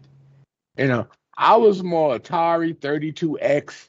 I'm not 32X, but 7800, 5200. Systems like that. When NES came out, did you have an NES or Sega Master System? Yeah, I had an NES. Master System didn't come out till Master System came out after the Sega Genesis. No, the first Sega Master System. Yeah. I had a Master System because I still got my guns and my and stuff. I don't know. Wait a minute. Did my Master System come out first? Before what? Did my Master System come out before my Sega Genesis? Yeah. Yes. I guess I did have a Sega. It wasn't as popular. No, it wasn't. And I didn't know about the Sega Master System. Well, I probably saw it in advertisement. I don't know. I don't remember. Yeah, all I know is that it was all about NES, right? As a kid. I had the drop module to play my Sega Master System games on the NES. I remember that, yeah. Because I was playing Rygar and not Rygar, but what was the R-Type on it? The shooting game that we had for it, and a whole bunch of other good games that were there, man. I loved it. I still got it. My buddy Rico in the Rumble chat, the first time I saw the Sega Master System, I got to play the games when I went to his house. So if I wanted to play any Sega, it was at his house. That system was better than I did enjoy it. I liked the way it looked because I thought it looked cooler, and I enjoyed the games on there. But of course, I still loved my Nintendo and Zelda and Mario. What's sad is I wish they could have had the expansion pack for the Master System. They never came out with it in the U.S. because there was a slot that you pulled up, and there was an expansion pack that went in on the side of the Master System, and it took slot cards. So what it did. Saying? It had the cards. Yeah, and a lot of really good games are on that slot card. But I'll tell you what, the Master System was. The problem with the Master System was by that time Nintendo had locked up third-party. They forced third-party exclusivity. What Sony did later. Which Sony did later. So they learned it from Sega. Well, yeah, Sega did not have an opportunity to compete with the Master System. Pound for pound, man, there was. Pound for pound. I think the Master System actually had better graphic power than the NES. It actually did. It was more smoother. You know what I'm saying?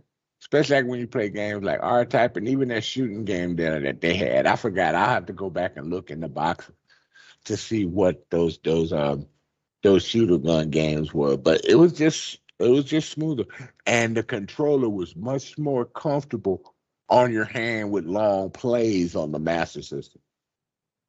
I swear it was. So you went to So how many CESs did you go to? I went to 3. 3, nice. Because after that year, I think it was after 94, E3 came. Everything went to E3. All the video games went over to E3. But the CES was always in Chicago for years, right? Yes. And then they moved it down to California, right? Or yes, in 1995. Yeah, and I wasn't going to California to watch no show. I was, you know what I'm saying? I couldn't afford to do all that back then. So I was like, damn. Like I said, they took all the systems away, man. So everybody, Rico is like, me and him had the graphics argument back in the day. We may have, I don't know, but you know. No, the Master System was technically more powerful than the NES. The NES just had more games. But I did enjoy playing it, you know.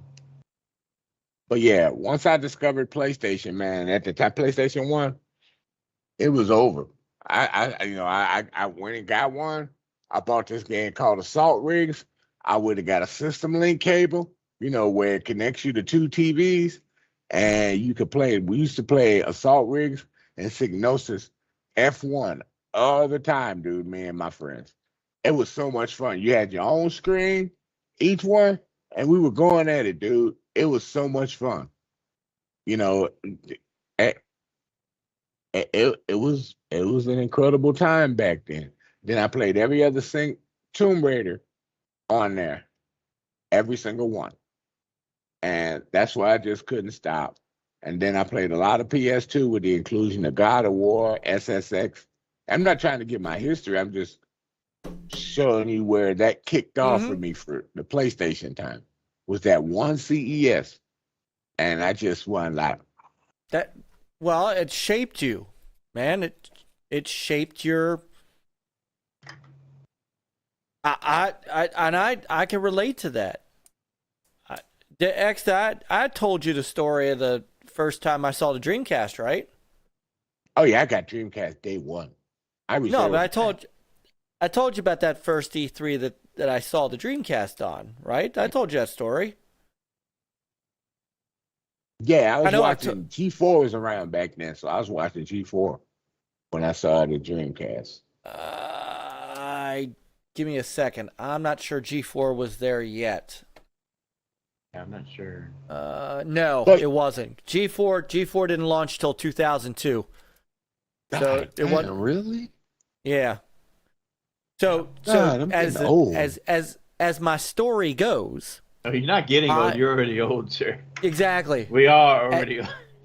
Yes. As my story goes, in 1998, I was at E3 covering for Dreamcast HQ. I was on my way. Was it 98 or 99? Might have been 99. Whatever year they had, I guess it was the year that the was Dreamcast came out in. It came out in 99, but September. Yes, but hang on. 99. They showed it.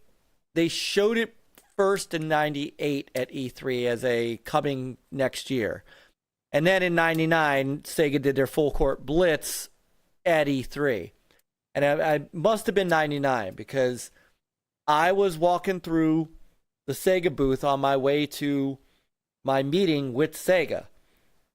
And up on the screen, they were showing games. And I'm walking through the booth, and I look up at the screen, and NFL 2K comes on. And I would never forget this. There's another one for you, Brother Rich, Bacon Ice Cream. At the time I looked up at the screen, quarterback was throwing the ball. The receiver was running downfield. The receiver turned his head to look for the ball. And back then, that's when Madden was still blocky. Yes, yep. because there was no Madden on Dreamcast. Remember, they skipped, and I just remember stopping dead in my tracks. And just watching did you put on that the full video. Reverse and pull back your Sonic shoes to roll back faster? Right. I turned around and I watched that screen with all the other Sega games for a good 10 minutes, just watching in awe. When that receiver turned his head to look for the ball, I stopped dead in my tracks. I was late for my meeting with Sega. Obviously, that's Sega's fault. Well, they rescheduled with me when I explained to them why I was late. I'm like, dude, if you had said you were looking at some PlayStation stuff, they would have said, "Nah, your meeting's done." yeah, exactly. But I said, I apologize. I got caught watching. I got caught watching your video, and it's funny. My rep, who was a guy with a single name. I don't know why he thought he was this important. His name was Chase. Worked for Access PR, and he said, "Yeah, you're not the only one that's stopped to watch that video." So we rescheduled, and I did get a chance to have, but I just remember there was nothing like it at the time. Not even on the Saturn and PlayStation did you see that level of detail in a football game, and it just mesmerized me. Oh, I got one better. So I was playing the original Soul Blade on the PlayStation, right? And it was like what, another 7 years before we got anything by Namco in that universe of Soul Blade. So I had to get this day one when I saw it. The original Soul Calibur, which was released on the Dreamcast. I don't think it came to PlayStation at the time. I think it was a Dreamcast exclusive. You know, they had Soul Calibur 2 that came over to PlayStation. But when I saw that, and all the critics said it's better than the arcade version, how often did you hear that back then? And I was like, got my Soul Calibur day one, and it was over for me on Dreamcast, dude. I was like, this is where my fighting games are gonna be. And that's one of the reasons I was always a Sega guy. You know, don't get me wrong. But that was the one reason why the Dreamcast just blew me away, dude. It's still one of the most people's favorite console for a reason. You know, and I wish I had been able to go to one of those shows that introduced the Dreamcast like where you were, you know. But they kept that stuff in California. Wasn't nothing I could do about it. But I did read up on it, and I did research videos. You know, they had some ways you could watch videos on stuff like that back then. But man, it just, and then Power Stones. Oh my God. That game, and me and my friends, yes, couch co-op back then before online. It was just ridiculous. Going at it over and over and over and over and oh my God. That game was so addictive. We didn't care about the story. We were just beating each other up, you know, and having a good time, throwing a few drinks back and enjoying ourselves, you know. But there was nothing more powerful at that time. Nothing. Then the PS2 comes out, you know, but that is what it was. Everybody knows that history. But nah, the original CES that showed me Sega Genesis for the first time was my greatest show. I could have went to others, but this still, for me, there's nothing. There's been good shows out there, but to me, there's nothing that's ever going to eclipse that moment, because that's when console war battles started. Nintendo and Sega. That's when the battle started. You know? Well, yeah, I mean, that's when the battle started and everybody recognized. Sega does what Nintendo don't. That's where it started. I mean, yes, but that's a fact. That's when you started separating Sega guys from Nintendo guys. Well, yes. Oh God. That's well, when yes. it branched off. That's when it branched off. But you know what though, and I will say this. Even at that time, we all still played together. Exactly. It was never as toxic as it is now. And that's something we got. Nintendo and my friends would come over there and play my Sega. Absolutely. Because they used to come over to my house because to play Mortal Kombat, because Mortal Kombat had the real blood. Right. That's why they came over there. And I'd go over to play Street Fighter with my friends. We played each other's systems back then, even if we and you know what, all that blast processing, Mario, all that stuff was done in fun and in jest. And at the end of the day, right? You still, just as you're saying, X, you hang out and play games. It's not what it is today. They would come over and play Soul Blade with me all the time because there was nothing like it. Where you had, that was really your first weapon-based, that's what everybody's so pumped about, weapons-based fighting game on the PlayStation 1. Weapons-based. And everybody loved it, from the staff that Khalik had and Sofatina with her sword and stuff like that, and then you had Soul Edge. No, it was Cervantes with his double swords at the end, and you had to unlock him. There was nothing like it, dude. So, people are down in Soul Calibur now, but Soul Calibur was a totally different game back then. And just the good old days, man.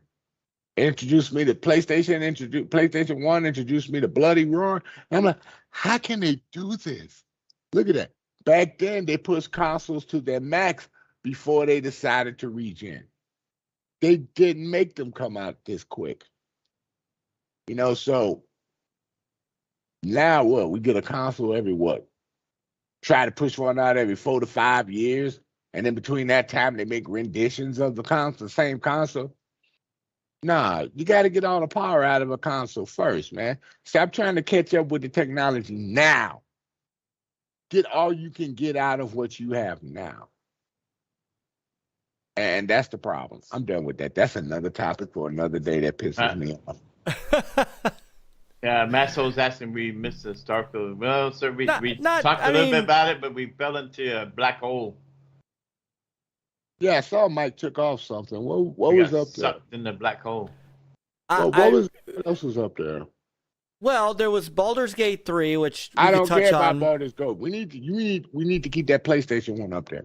That portable. You need to put that back. Because we need to talk about that.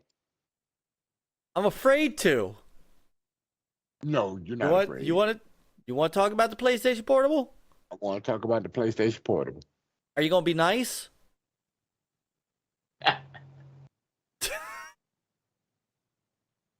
Let's just say I won't use any profanity. Oh, Lord. Hey, Luke said that you were going to pre-order and buy it for him, sir. He's not going to buy it. Luke said he needs you to buy it, and then you can tell him all about it. It's on Game Pass. No, I'm talking about the...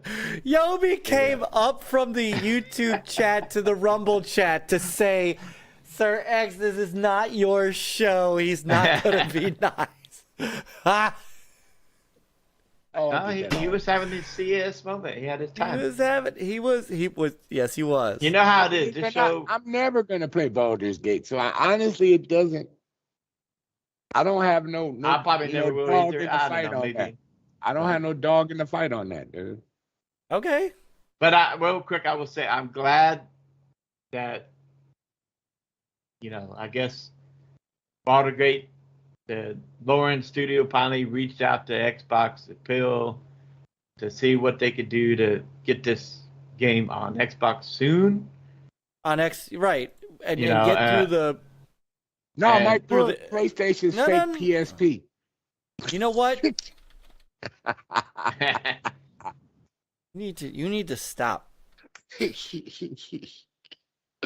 But I'm glad that they are. I may not play it, but I'm glad that they're working something out. And you know how I feel about the whole split screen shit. To me, I don't think that should have been the reason to delay it on the Xbox in the first place. But I have a feeling there are other motives, the reason why it was delayed on Xbox. Well, Chris, here's the deal. Not from Larian. Now that Quantum, games, which is fine, but when you get to bigger games that are mostly multiplayer online, big multiplayer online, you really don't need split screen for those. You don't. Well, apparently the Series X is still getting it, so. But that's fine. But most, It's the S. honestly, how many people you really think are gonna play Baldur's Gate? Well, apparently it's enough that Xbox is gonna. In fact, you if we're calling balls and strikes here, Xbox did actually also say, and I'm gonna pull the tweet up because you're gonna pull the X up. You mean the post, the what the hell ever? Oh my God, I can't stop. You're not gonna get. You're not. Yeah. I know it, man. So I know it's Elon. Damn you, Elon. Oh yeah, no, Elon messed up everything, didn't he? Oh my God, you heard he got booed at one of a convention he went to, right? I was okay with most of it, but I'm telling you right now, if he takes block away, I'm leaving. Oh, you saw that one, huh? Uh-huh. All right, so just real quick. All right. In partnership with the talented people at RNC, we're thrilled to share Baldur's Gate 3 will be coming to Xbox later this year. Stay tuned for more details. To answer to some questions we're getting, we will continue to work with Larian to explore the addition of split screen on Series S post-launch. Now, could that be, like 60 frames per second patch for Redfall? I don't know. It ain't happening. But it's not happening. Exactly. But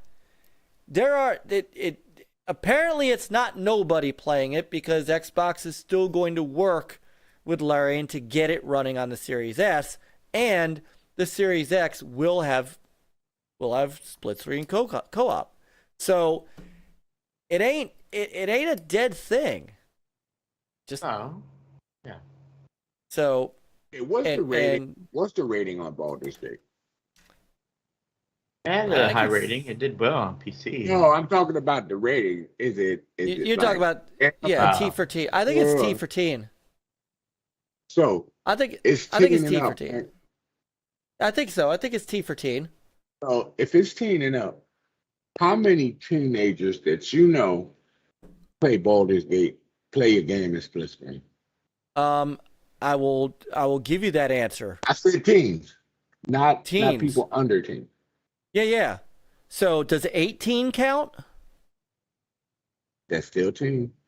Okay, so that would be my son, who him and his friend came over basically the entire summer and played Trackmania, split screen, played they tried to play Halo split screen and end up what happened his friend had to bring over a laptop and sit his little laptop down on the table while Jacob played on the TV. No shit. So Mike said an S word. That's right, because we're on Rumble. But Sir X said, "Who's playing Baldur's Gate 3 in split screen?" Well, nobody, because it's not out yet on the Xbox. You can do it on PC. They got split screen. How many people play split screen on PC? On the PC, nobody's playing. First off, but that's what we're saying. What's the point the whole point of delaying this on Xbox because of split screen? Yes, stupid in the first place, and which has nothing to do with the PC sooner, so that it wasn't delayed and it could have launched on the same day it is on PS5. That's what I'm saying. There's some BS behind the scenes about this. Now I do get. Releasing it on console at the same time as Starfield is risky on Xbox, right? But they're not gonna launch it at the same time. It ain't now. After the fact, but now if they were able to get split screen to work on Xbox, no problem. Would it have released the same day on PS5 originally? Yes, and they said that. They said as much for that game to run is, Mike. It's a 970.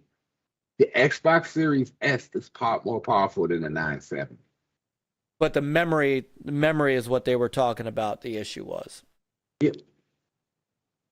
Really? Shoving all that into memory. That remember game when you're does playing, not look that graphically when you're intense playing, but when you're playing, when you're playing in split screen, you're shoving two separate things into memory. Because remember, you got to keep an eye on where everybody is, and you're in a different place, and they're in a different place. The minimum memory on PC is 8 gigs. Yeah, we talked about all this before, but yeah, we've been through all this. But couldn't they have just done 1080p 30 on this Series S? I mean, we know it's not going to be. Yeah, they could have. That would have been a good spec, because that's what most of them people on the low-end PCs are running. I think they really backed out because they were scared of Starfield. I'm serious. I've been saying this for the longest, and nobody believes me, and they think I'm full of crap. I'm not saying Starfield full of crap. Was revealed to be released in September. I think they themselves, behind the scenes, said, "Oh shit, we can't release this on Xbox at the same time."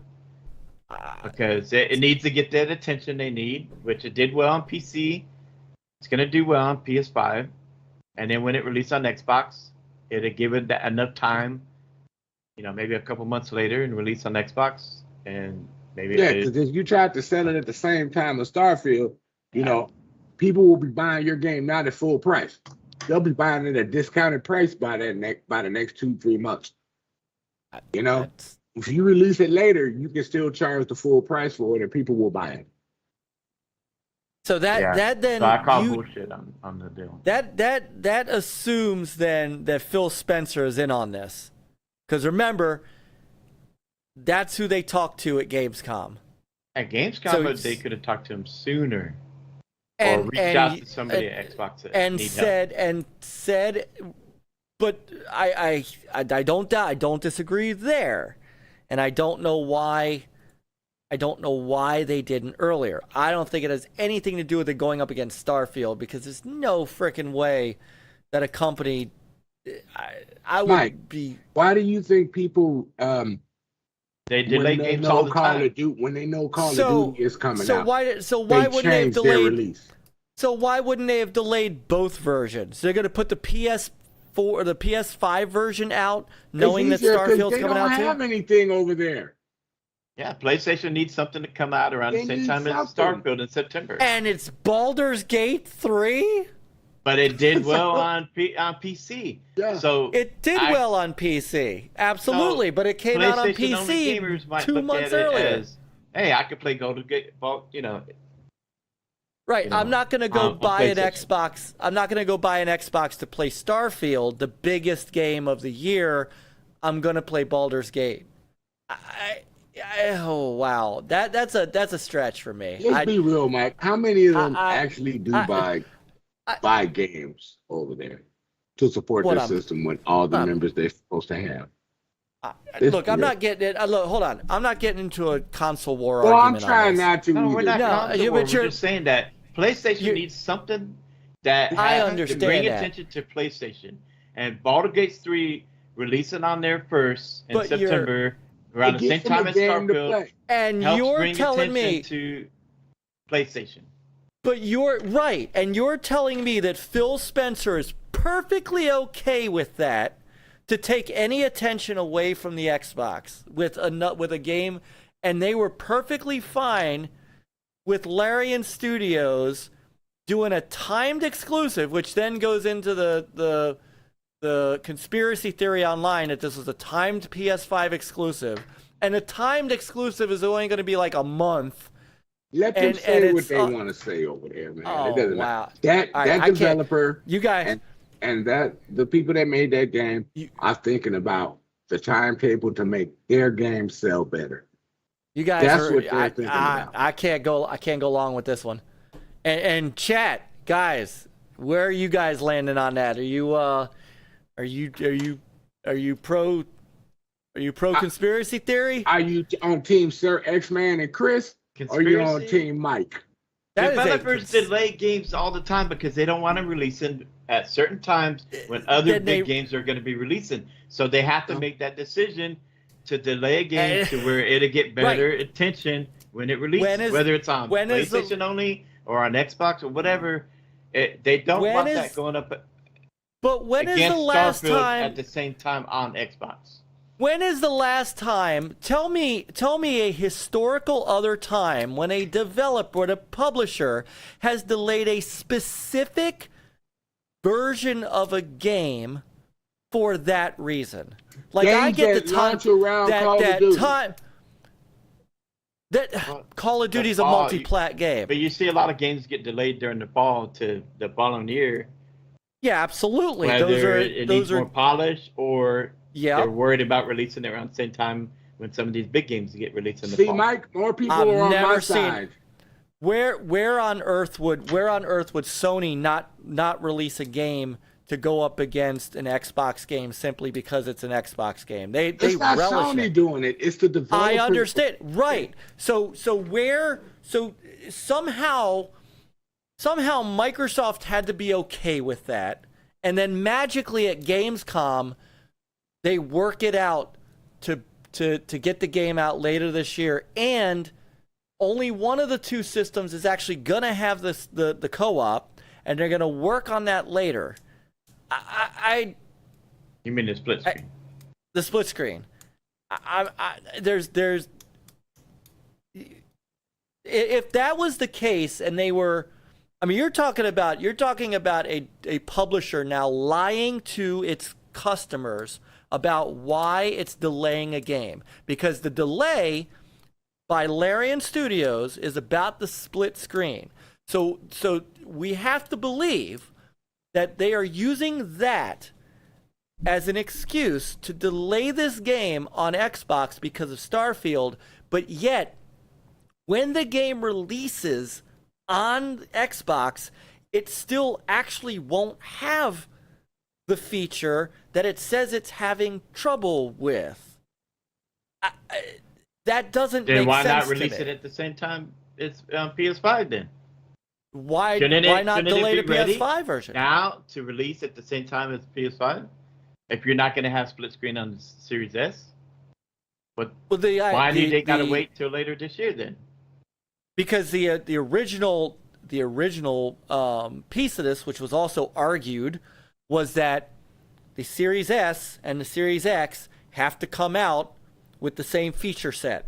I That's get the that whole on the parity Xbox side. thing. Maybe that they had that deal. They didn't want to have a different parity when Right. it came to it. So it could be a Right. little bit of both, but you know, What made Phil change his mind about just not giving the game the parity clock, this game the parity clock, is because what Dustin had asked him that question.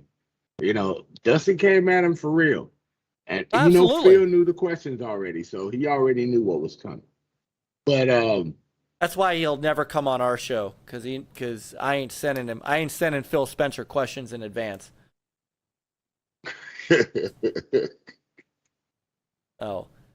But he knew he was going to have to answer tough questions. You know, he was under IGN at the time when Dustin got there. So, you know, when he did the interview. But, you know, he answered it. Then he probably went and talked to him and said, all right, we need to work this out so we can kill this drama about your game. You know, so I don't do co-op anyway, co-op split screen. And a lot of us don't do co-op split screen. As we get older, we don't do co-op. And most of the people that's going to be playing this style of game will be older gamers, because that's mostly a lot of our genre and a few more people that are younger than us. That's the kind of style they play. You know what I'm saying? Yeah, even Minecraft has split screen. I'm just saying, I see no reason to delay this because of split screen. But if Xbox had a policy that, well, you can't do that if it's not Parity working on clause. both, then I get that. But, Right. but that's what we don't know the full story. Right. I think And why Microsoft now made an did they exception. decide to hey, for the maybe we can controversy. work something out? Well, Yeah, and that's the that controversy. I agree with. So that's the part I agree with, is why did it take them until Gamescom to But that's why I call to bullshit. to do that. I think there's more to it than what's going on. I would Sometimes when there's a big game coming out, got a lot of hype, maybe it's not a good time to release your game on that console. Yeah, and it's just funny how so they they're gonna announced so they're it gonna a month, raise. about I think 1 it's month after Starfield was starting to grow. they're gonna release it on the exact same day as Starfield, and That's a PS5 mistake. is some. on well, PlayStation, but PlayStation don't have Starfield. They don't have So anything. Right. They're okay So- with that on PlayStation. But so they don't have to compete this with is Starfield on PlayStation. So this was a secret Jim Ryan thing. Yeah. No, it has nothing to do with Jim Ryan. This one's hard for me to swallow because it's okay. It's the developer and their publishers thought about their profit margin on this game.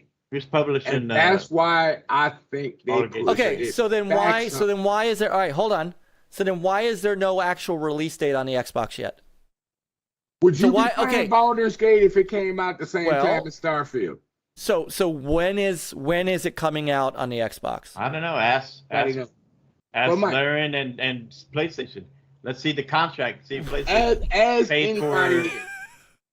We want you to release it on PlayStation at this time, and then Could you imagine? Could you imagine that if Baldur's Gate 3 came out the same time as Starfield, would you also play and buy Baldur's Gate 3 the same time Starfield came out?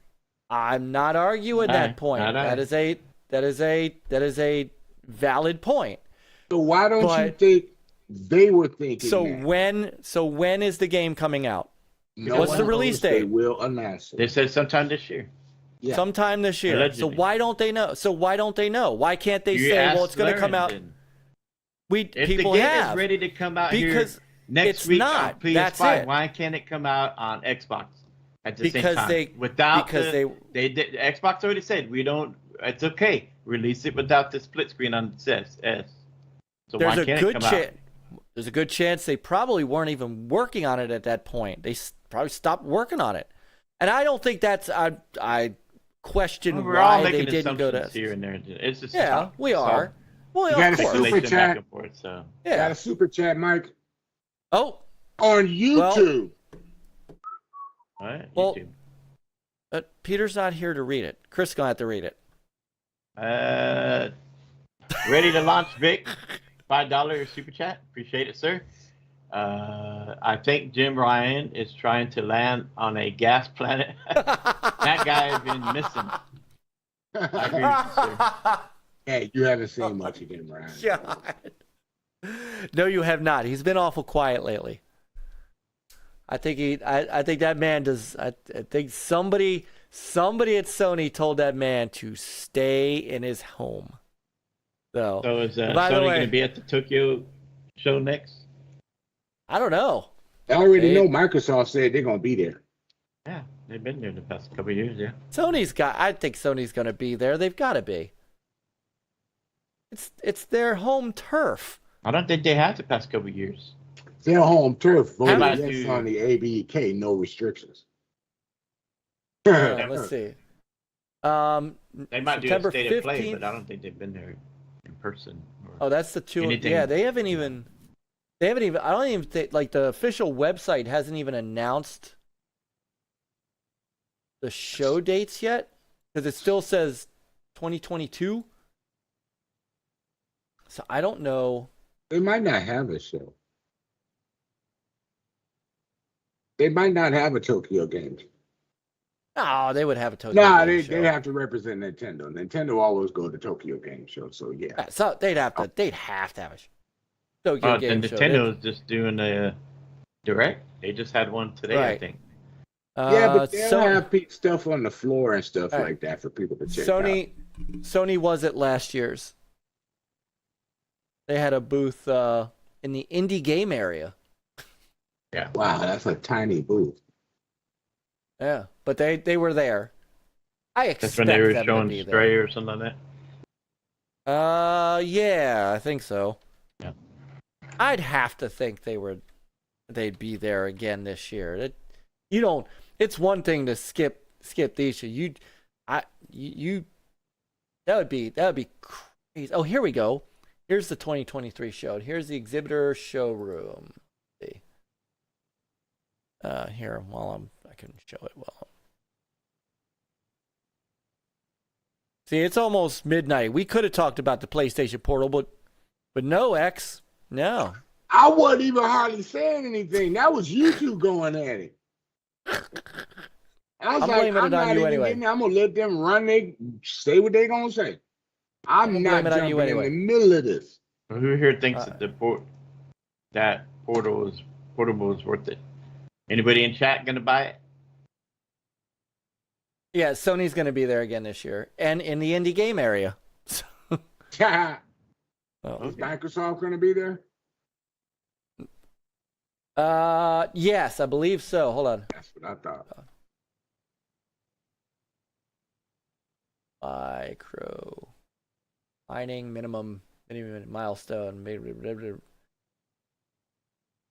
I know Sony's always done a show. You know, they show off a lot of Game Pass. Yeah. Games from Japan that'll be in Game Pass. I was gonna say, if Sony's showing off Game Pass games, we're in the end game here. Yeah. Or maybe CMA will force Game Pass on. There you go. PlayStation. All right, hold on. I don't see Microsoft. That doesn't mean let's look under X or X-Man. Yeah, it would be under Xbox. No. They've got to. I'm sure they're going to be there. They've got to be. I'm sure they're going to be there. They just Nate told me that sent me something. They just hired somebody. Yeah. Hang on, let me pull that up. Thank you for this information earlier, brother. Nate said where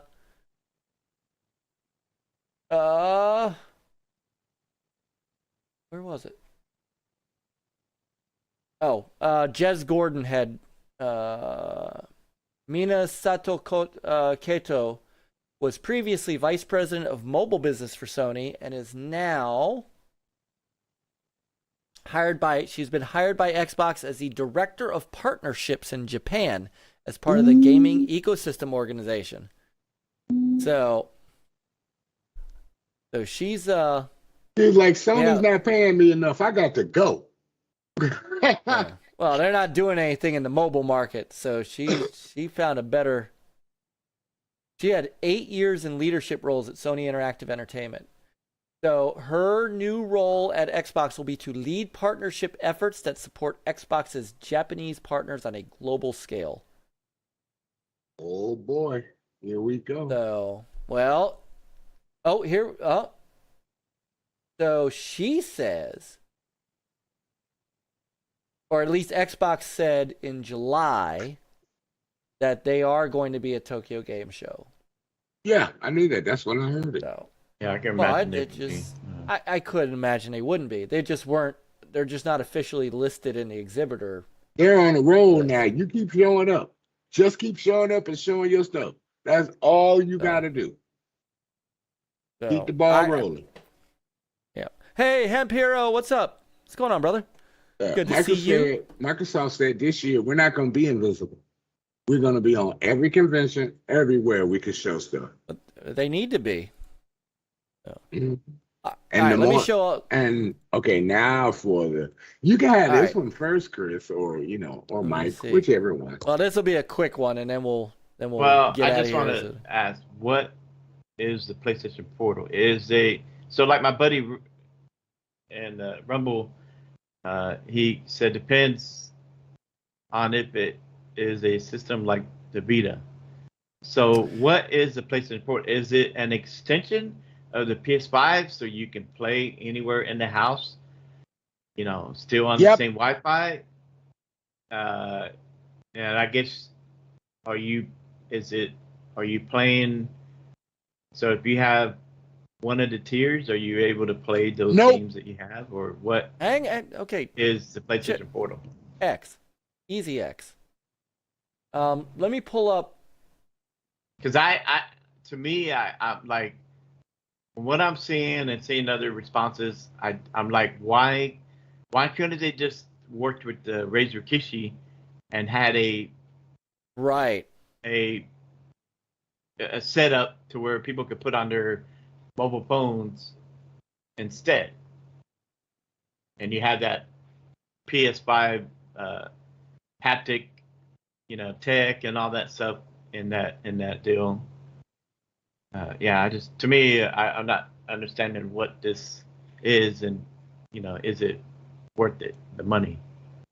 And I've seen different things about the headset stuff, and so Yeah, the headset thing was crazy. So here's what this is.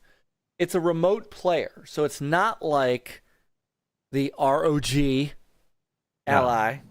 Yeah. It's not like a Steam Deck. And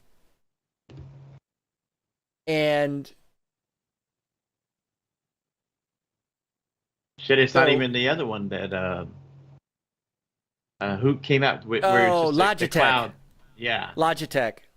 So, hey, brother Vinny DeZero is in the chat. Hemp Hero is in the chat. Man, you guys rock.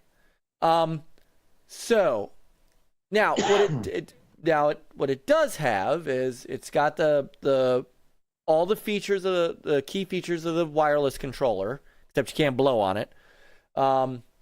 Adaptive triggers, haptic feedback, so all that stuff. Does 1080 at 60. So here we go. PlayStation Portal is the perfect device for gamers in households where they might need to share their living room TV or simply want to play PS5 games in another room of the house. PlayStation Portal will connect remotely to your PS5 over Wi-Fi, and we'll find out what these two asterisks are. So you'll be able to swiftly jump from playing on your PS5 to your Portal.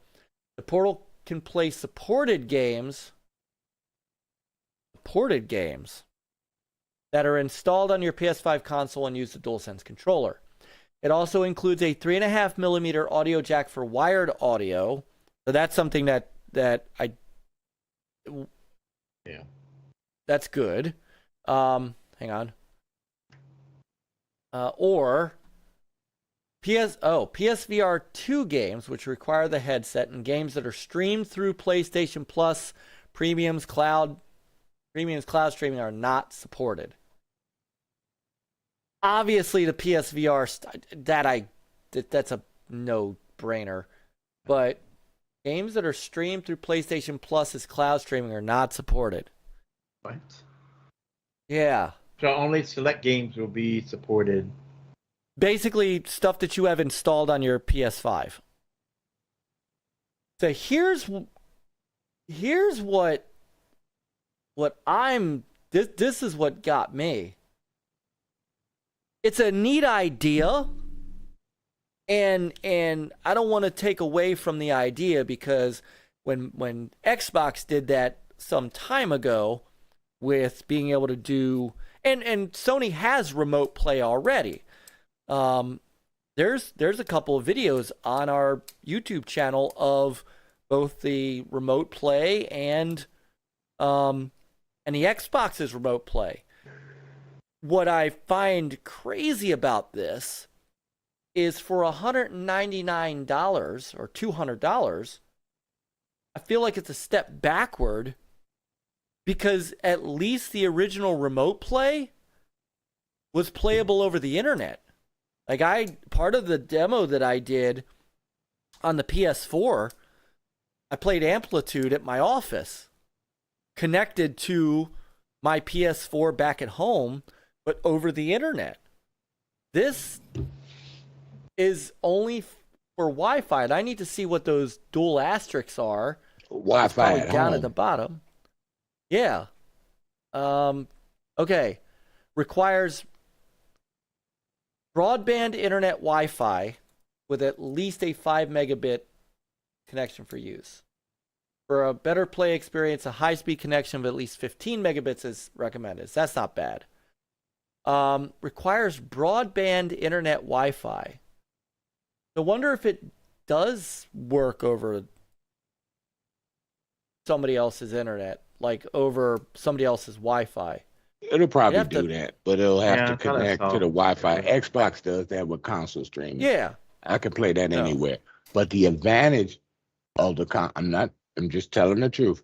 But the advantage of doing it with Microsoft console stream, you hit that tab in the Xbox app, not the Game Pass app, but the Xbox app, and it'll turn your Xbox on for you. The game Mo says it does. Mo says it does work over internet. Right. But on somebody's Wi-Fi, so it's not like it's 5G. Right. But I can stream my console games. They do not have to be installed. if you own the game, the Microsoft store, the Microsoft will put it in the cloud. As long as it's in my library, I can play it, on Cloud Stream. It does not have to be downloaded to my system. Any game. Well, and that's this, you have to have the game installed on your console, on the PlayStation one. And there's the advantage, and the disadvantage. Plus, you can't play your game that you pay a subscription for on the PlayStation on this thing. So you can't take it anywhere to do it. Well, that's the thing. This is strictly stuff that's on your PlayStation. Mm-hmm. And people are saying, do I really need a PlayStation subscription for that? Well, technically, yeah, because you still have to have the cloud stream for Sony. So well, but it won't. But that won't work on this device. No, I'm talking about for cloud saves. Well, yeah. But that's still the games themselves. It doesn't matter about the cloud saves because you can't play the games on this. This thing at $200 is that's unfortunately a no-go. I don't know who this is for that's going to pay $200 for this. If this was $100, maybe, or even like $130, I could see it, because then you're right. If you're laying upstairs in bed, I've had times when I've thrown, to Chris's point, my Razer Kishi on my phone, and I did cloud. I did Xbox Cloud laying in bed. And you got a lot of touchscreen games too on the Xbox. Which I don't do the touchscreen games because I got the Kishi. Yeah, me too. But yeah. But I could. So in that sense, I can see I could see a use case for this thing. What I can't see is a $200 outlay for it. And a $200 headset. The headset. This is not the same one that you could use on the PS5. Is this an all-new headset? I think it's proprietary. It's proprietary. So there's two headsets. Here they are. Yeah. So here's the Pulse Elite wireless headset and the Pulse Explorer wireless headbuds. So Pulse Elite is our new wireless headset that offers lossless audio and includes a retractable boom mic with AI-enhanced noise rejection capable of filtering, blah, blah, blah. Sounds great, actually, be honest with you. That sounds like a nice headset. Pulse Explorer is our first set of wireless earbuds, providing a premium portable audio experience that includes dual microphones with AI-enhanced noise rejection capable of filtering, blah, blah, blah. Also, it features lossless audio and comes with a charging case. On the surface, that sounds really nice. Will be the first PlayStation audio devices to use custom-designed planar magnetic drivers for an audiophile level listening experience, normally found in premium headphones for professional sound engineers. Okay, that's fine. But it doesn't say, all it says is, okay, here we go. Pulse Elite and Pulse Explorer connect directly with PlayStation Portal by leveraging this new wireless audio technology, PlayStation Link. This innovation offers low latency, lossless audio, and easy switching between multiple PlayStation Link. Okay, such as PS5 with the USB adapter and PlayStation Portal. So much like, trying to think what. Well, like so okay, so like the I don't know if you guys remember the was it the 360 wireless controller? Yeah, I love that controller until it started the headset until it started going out of sync. So it had a directly connected to the Xbox 360, but had a dongle for the PC. So this is kind of the same thing. So this is actually, this might actually be cool. So you plug the USB adapter to your PS5, and both of these things will work with it. I'm fine with that. How much are these? Separate? So these, $149 for the Elite, for the headset. So this is odd. Well, whether it is or not, $149.99 for the headset. So $150 for the headset and $200 for the earbuds. Earbuds are expensive. They are expensive. What? I'm just that curious. I remember recently they acquired some company that does these audio headsets and stuff like that. So I guess that's where this stuff plays into. I'm wondering if you're right. Yeah, so, I've seen some of that on. So Apple AirPods are $150. Yeah. So that's not. That's. It's just. And you could only. Yeah. This.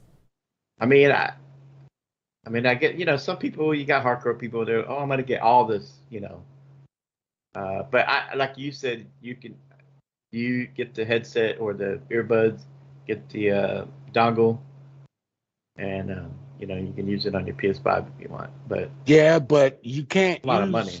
Bluetooth on any other game. You have to use their priority stuff or have a cord. Well, right, or have a cord. So it does have a 3.5-inch cord, and then Yobi was saying that too. And that's up here.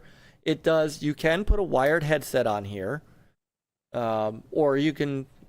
Right. It doesn't have Bluetooth for connecting any old headset to it. Yeah, this could cost you potentially $400. $400 if you wanted to use that and use the portal. Yeah. That's I get the headset, I get the audio part, because it is also, looking at it, low latency, lossless audio, if they're talking about this being an upper end, audio file level thing, all right, I get that. That $199 for the portal is too much. That's way too expensive. And how long is the battery going to last on the PlayStation Portable thing compared to the earbuds, which are going to last way longer than the PlayStation Portable thing? That battery life is not going to be that good on that thing. I would have to think, well, because it's just a player, it's not doing any processing. It's not actually playing the games. It's just streaming across the screen. It's got the DualSense connect to it. And that thing eats up power, dude. It does, but I can't imagine. It doesn't say, but I can't imagine it's like a 2-hour battery. It's got to be a 4 or 5 hour. Bigblock, oh sweet, so cheaper than the PSVR 2. Right. Yeah, I just think that this, I don't see this really being needed. I would rather PlayStation had worked with third party, like with the ROG, or Steam Deck, or the Logitech. The other one that was, the Logitech, to where you have the PlayStation app there, and if you want to play PlayStation games on a handheld device, I just think that would have been a better way, and or worked with Razer to have a custom haptic controller Kishi deal that you can use on your mobile phone. And get on the app and play your PlayStation games. I just think that it's a little bit behind what Xbox is doing with, their stuff, the cloud gaming, and you can play, touchscreen or with the controller, or a regular controller and an adapter, and you hook it up to or your a phone. regular controller. Yeah, yeah, it doesn't appeal to me, but I can. It looks cool. It looks cool, and it's a good concept. Yeah, but it's not really offering that much. I don't think the R&D and all the money that they spend on this is. I don't think they're gonna sell big on this. It's gonna be the same thing in the VR. You made everything oh my goodness me. Priorities to your stuff, but it's the same thing that could your VR too. You didn't let it be played everywhere. If you had to release that for PC also, you know, and made it work with PC, you would have made a killing on that VR headset because it's more advanced and it would have been cheaper than the VR headsets that are up to par with that PlayStation VR 2. So now you're doing the same thing, trying to play catch up because you see the ROG Ally. You see the Nintendo Switch. You see the oh my goodness me. The Steam Deck. Yeah. You know, and you see other ones coming out where they can actually play Xbox games on them except for the Switch. You know, and you know, people are buying games for those versions. So you're losing money on all ends right now. But you bring this out where, you know, your game costs about, your console costs about as much as 3 PlayStation games. Ain't nobody gonna buy that. Yeah, I'm sorry, it's sad. I don't know who's thinking and who's creating things over there, but they do not have the right mind of thinking to be profitable for the things that they bring out other than the PS5. And it's killing them. You know, they need to cancel this and just get back to the drawing board. Oh, they're not going to cancel this, man. They're going to try to sell this thing. They're going to try, but I mean, I know the Vita was successful for a lot of people, right? Until they made the Vita go. But even at that, those didn't do all that well either. I mean, especially when you're trying to compete with Nintendo handheld, you know, you just... Well, and that's still the king. Yeah, it is. You know? Yeah, and you saw Phil Spencer at the show. All he kept saying, yeah, I'm playing on my ROG Ally. Yeah, I'm playing on my ROG Ally. Yeah, all the time. Yeah, I'm on my ROG Ally. He mentioned that so many times on every show he went to. Mm-hmm. He was actually advertising for the ROG Ally. Basically. Because they have a Game Pass app. And you can download your Game Pass games right to the ROG Ally. You can have your game, you know, 1-to-1. You know, and that is a big deal for gamers. Like they say, people won't pay like $600 to $700 for a portable, but they'll do it with that one because you're gonna have your games right direct to you. No lag, no hesitation, nothing. Just run as smooth as butter. And when you're connected to Wi-Fi, you still get your achievements and everything. Plus, you can play Steam games on it. I mean, come on, Sony, catch up. Get your R&D to do better for you. Stop doing these cheap little ways that you think is saving you money, but in actuality it's costing you money. Now, you know, they talk about, you know, you can jump on this instead of being on the TV. I know Bigblock saying that, you know, he can, I guess this could work for him, for his son, right? Instead of hogging our gaming TV with the Switch or Wii U. And I guess his son can play on this and maybe he's on the TV, you know, stuff like that. I see that. But you know what, Chris? At this price point, but it's if you add the $200 headphones, you can get a cheap. Might as well buy him another PS5. Right, buy him a PS5 used. And a TV. And a TV. And a TV. You know what I'm saying? That's cheaper. Yeah, I don't. It's off your system. I don't get the price. Yeah. I don't get the price. At $100, or like I said, even 130, I see a market for this. I don't at $200. I don't know who their audience is for this. I don't know who their demographic is for this. Now I can see back then when the original generation started and they were actually doing this stuff, you know, console link and stuff like that at your home. I could see doing it back then, but 10 years later trying to do that, when everybody else has advanced way further in this than you.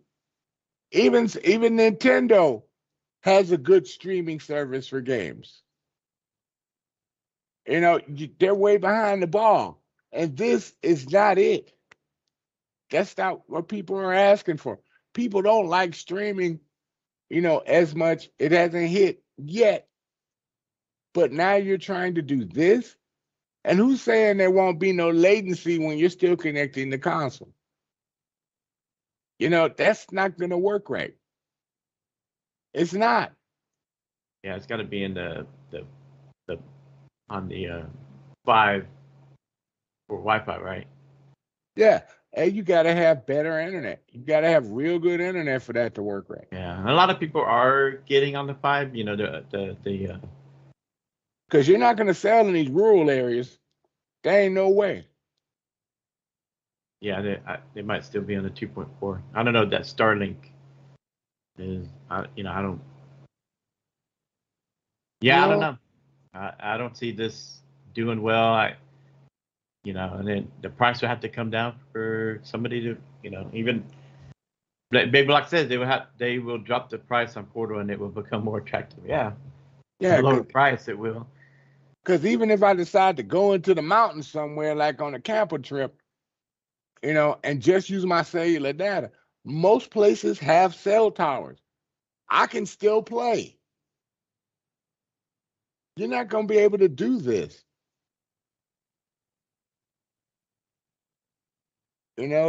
That's a disadvantage. And use my regular cell phone or a tablet or a laptop. I got, like I said, I got a SIM card in my tablet, so I can use it anywhere. But I thought Sony went to Microsoft for a contract to use Azure cloud services, right? They're still not using it. Well, but you would think they would use that if they wanted to develop a cloud gaming service for the PlayStation, right? I mean, I think they're trying to use it for their games as a service. I don't think they want to use it for cloud. And it's not only Microsoft. My wife works for Oracle, and they do have contracts with Sony, with PlayStation.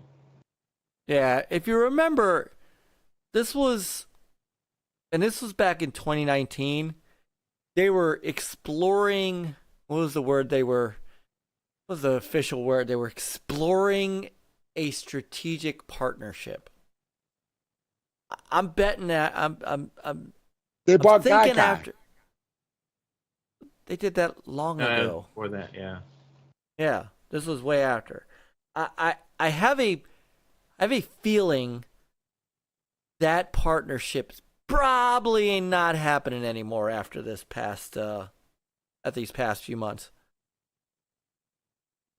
I'm gonna guess that's not a thing anymore. Yeah, like Bryant said, you can remote play to your phone or tablet and use your PS5 controller. Right. Making this even more questionable. Right. Yeah, that's why we're all questioning it.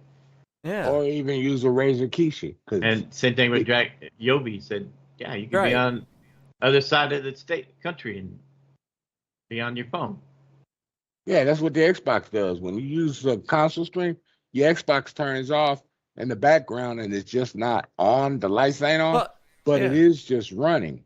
But the remote play that they're talking about that you can play on your phone or tablet, are those only the games you have downloaded on your PS5? Is it cloud streaming? Yes. No, it's only the games you got downloaded.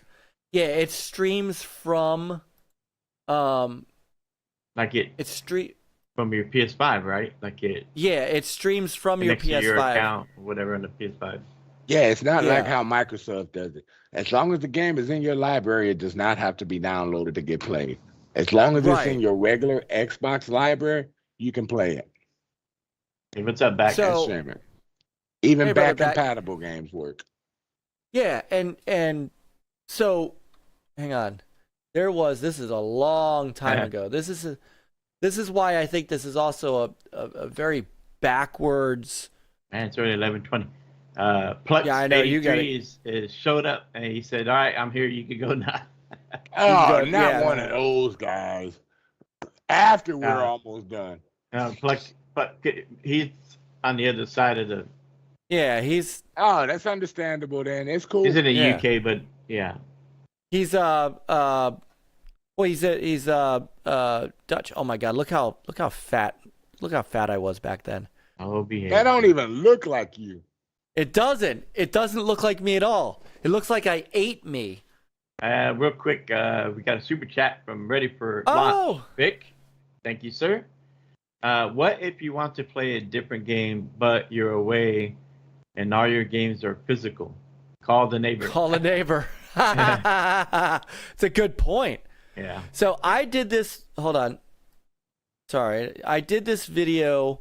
When was this? This was 7 years ago. So to give you an idea, Spencer was 2 years old. Seth was 7 years old. Jacob was 11. So, and I was heavy. And you can see, like, this is not even what my room looks like. And I showed the remote play then on the PC. And I mean, it worked great. And not only that, and I think I was playing, I was playing Uncharted, and it was really excellent. And I was using the PS4 controller, and it was all good. And then I took the PS4 controller to work, and here I am at my office. That's my whole work area. And it's searching via internet. And I was playing Amplitude.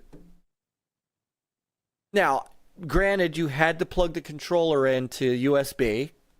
That makes sense. But I'm playing Amplitude. So this is circa 2000 and what was 7 years ago? 2016. And you're telling me that now, instead of a phone, which you can use, I need a $200 peripheral. I mean, it's really a peripheral if we're really calling it what it is, because it's not a system, it's an accessory. Yeah. That to me is what I have the biggest issue with, is the price. The idea is cool. I can get down with the idea, especially it being portable and having DualSense. The DualSense thing is a nice touch, right? Being able to do your DualSense stuff. I'm pretty sure even on like what I'm doing here, my PS4 controller was basically acting as a PC controller, so it didn't do any rumble, it didn't do any of the things that the PS4 controller could do. So at least with the Portal, the controller acts like a PS5 controller. I get down with that. Oh yeah, I was playing Unraveled. Yeah, because with console stream, I can actually play Rock Band 4 on my PC. I just have to plug in my my Explorer guitar to it, which actually does work with PC, and I could play Rock Band 4 with it. Yeah, and even Back says it still works. So, So what is Sony thinking right now? I don't know. They're thinking. Go ahead, Chris. Well, I was just thinking it looks cool, and they're trying to attract the people that love the new tech stuff. But I'm not sure it appeal to the masses, though. Yeah, and we're in first place, and therefore people will buy it.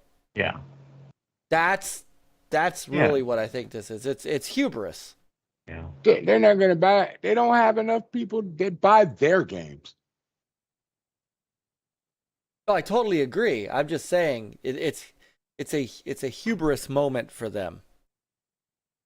Yeah, I mean, you're at the top. Sometimes you don't make all the best decisions. Yeah. Super chat. Whoa. Got another one. $2 super chat from Ready for Launch Vic. Drop test, please. I bet a iPhone will finally win. Thank you, brother Vic. You did not have to. You didn't have to appreciate it, do Vic. that tonight. I think Always he's throwing appreciate it. shade. Yeah, I'm kind of pretty sure. So, all right. So I think we've beaten this down pretty well. Again, great idea in its principle for me. I don't understand the price. And for those reasons, I'm out. Yeah, it would have been cool if it was like, hey, this is a controller with this screen. You can use it to play your PS5 or remote play. You know, if someone doesn't want a split screen on the TV playing Baldur's Gate 3, they could play it on that. Oh, your subscriptions. But yeah, You know, and no one even said if you could really play online games with it, because the lag is gonna be there for online games. That's why even with xCloud, I don't play online games with it. So Bigblock. I'm starting to like the idea. Keep talking, and I would drop $200. Love being a Sony sucker because I'm usually not disappointed. No. are you disappointed when you see your bank account drained for wasting your money? Geekstorian says, I don't really understand this device really. It's an oddity. Yeah. And at least the Switch, you can kind of put it in your pocket. Because of the bulkiness on the other sides of this thing, you can't even put it in your pocket because you might break the glass. Or the controller part. Either one, yeah. Although, I cannot lie. I do like how they made the controller available for you to wrap your hand around it. I know it looks a little weird, for that. but it is that. So, Nick says he's not covering it yet. It doesn't really exist yet. You know they're gonna charge you about $40 or $50 for the case. It's so Sony. Because a case is not going to come with this. No, of course not. So they're going to charge you another $30, $50 for a case. Oh. Yeah. Mm. All right. So I think we've gotten this pretty well. Let this topic covered. die. Yeah, I think we're good. You're welcome. You're welcome, X.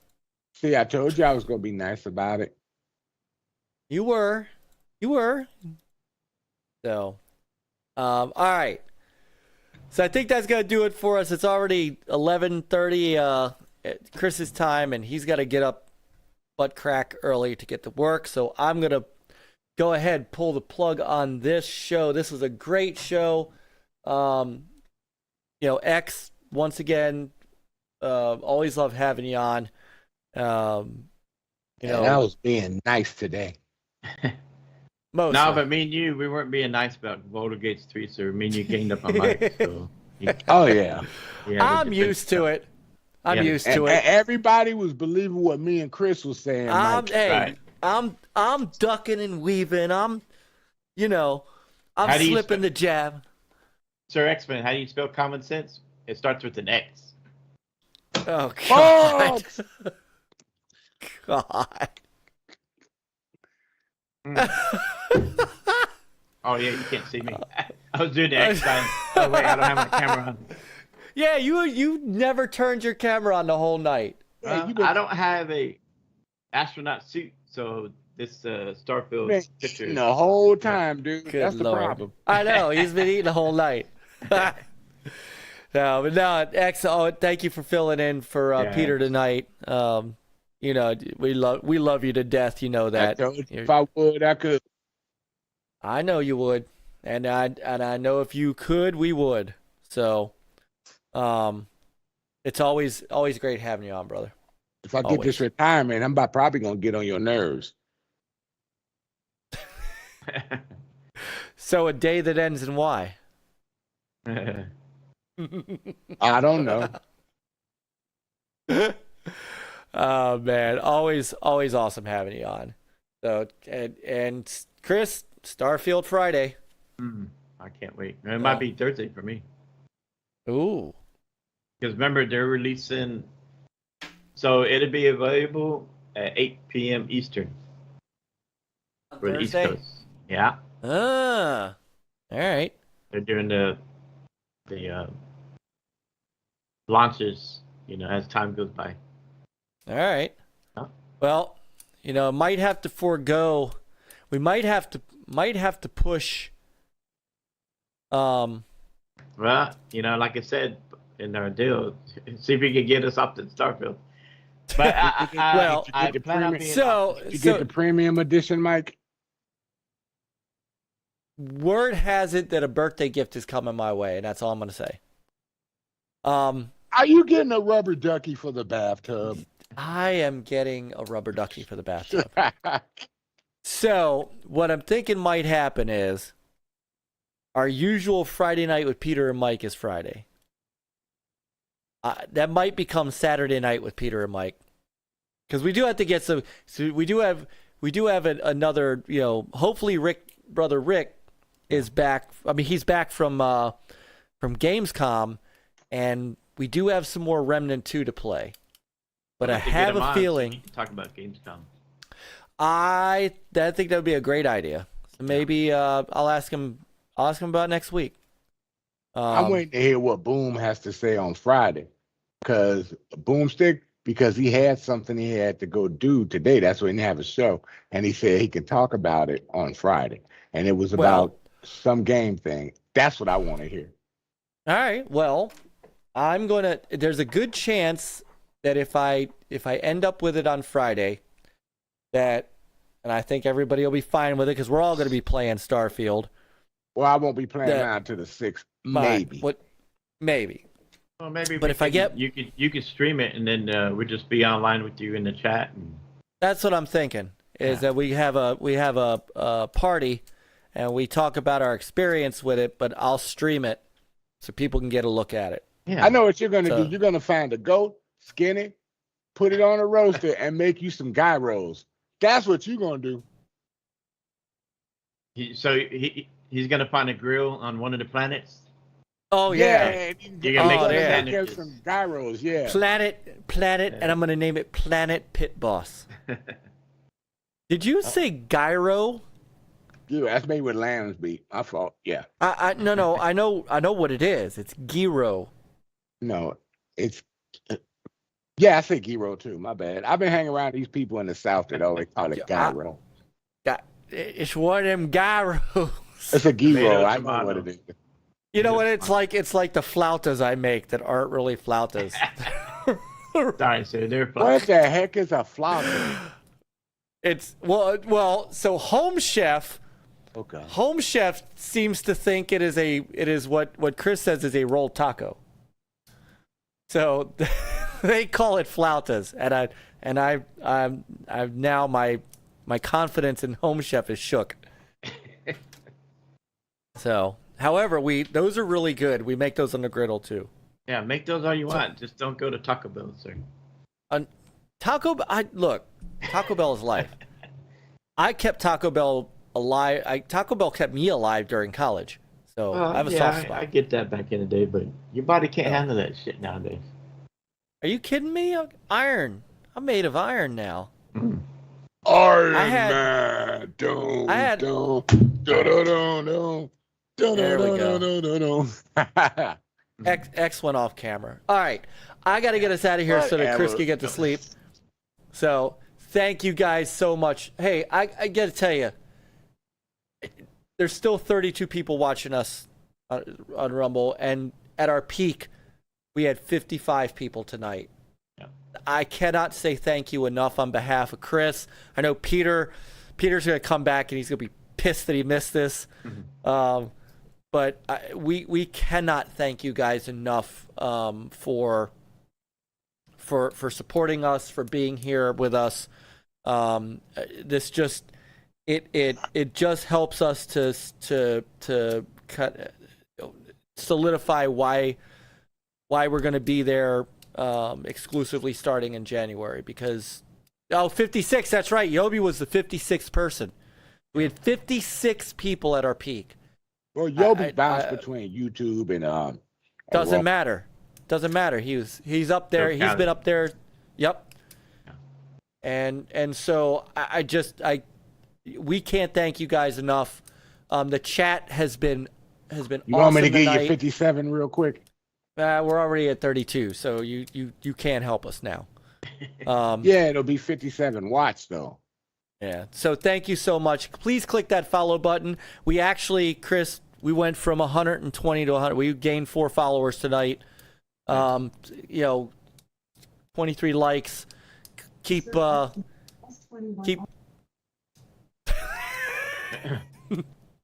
And there you are. Keep coming. I mean, your thing.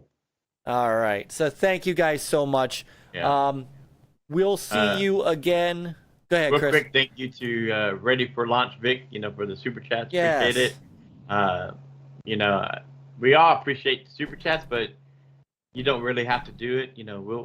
We will look for comments in the chat and always. But it's all appreciated. And I got to get with Myke because we need to set up another giveaway.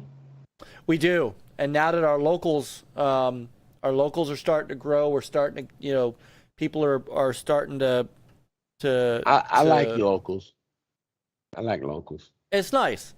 So obviously, if you're on Rumble, do me a favor, click that link down below, join our locals, be part of the NLG family, and thank you. So we'll see you Thursday for. I'm probably going to do some Jedi Survivor on Thursday just to keep moving on that. On Friday might be Starfield. We shall see. So, Chris, yeah, you brother, better have a lot of coffee for you because that's gonna be a long night. It might be. So, Chris, brother, great show. Thank you. Great. I stayed awake. Always. I took a nap. You did? I didn't fall asleep on it. Yeah. Had one of our fun patented debates. I love it. Yep, I left that one all to YouTube. Come on, we can't if we don't all to YouTube. No, we can't just agree on everything. That makes it boring. But you guys were bonding so well. I didn't want to interrupt it. So, but have a great day at work tomorrow, brother. Sir X, we'll see you soon, hopefully. And to everybody, thank you guys so much. We love you. Without you, we're just talking to each other. So, just we'll see you on Thursday, and then Friday, possibly Saturday, next Monday. It's all going to be great. Pick up a controller, get some gaming in, prepare for Starfield. Play on, gamers. Adios. Don't let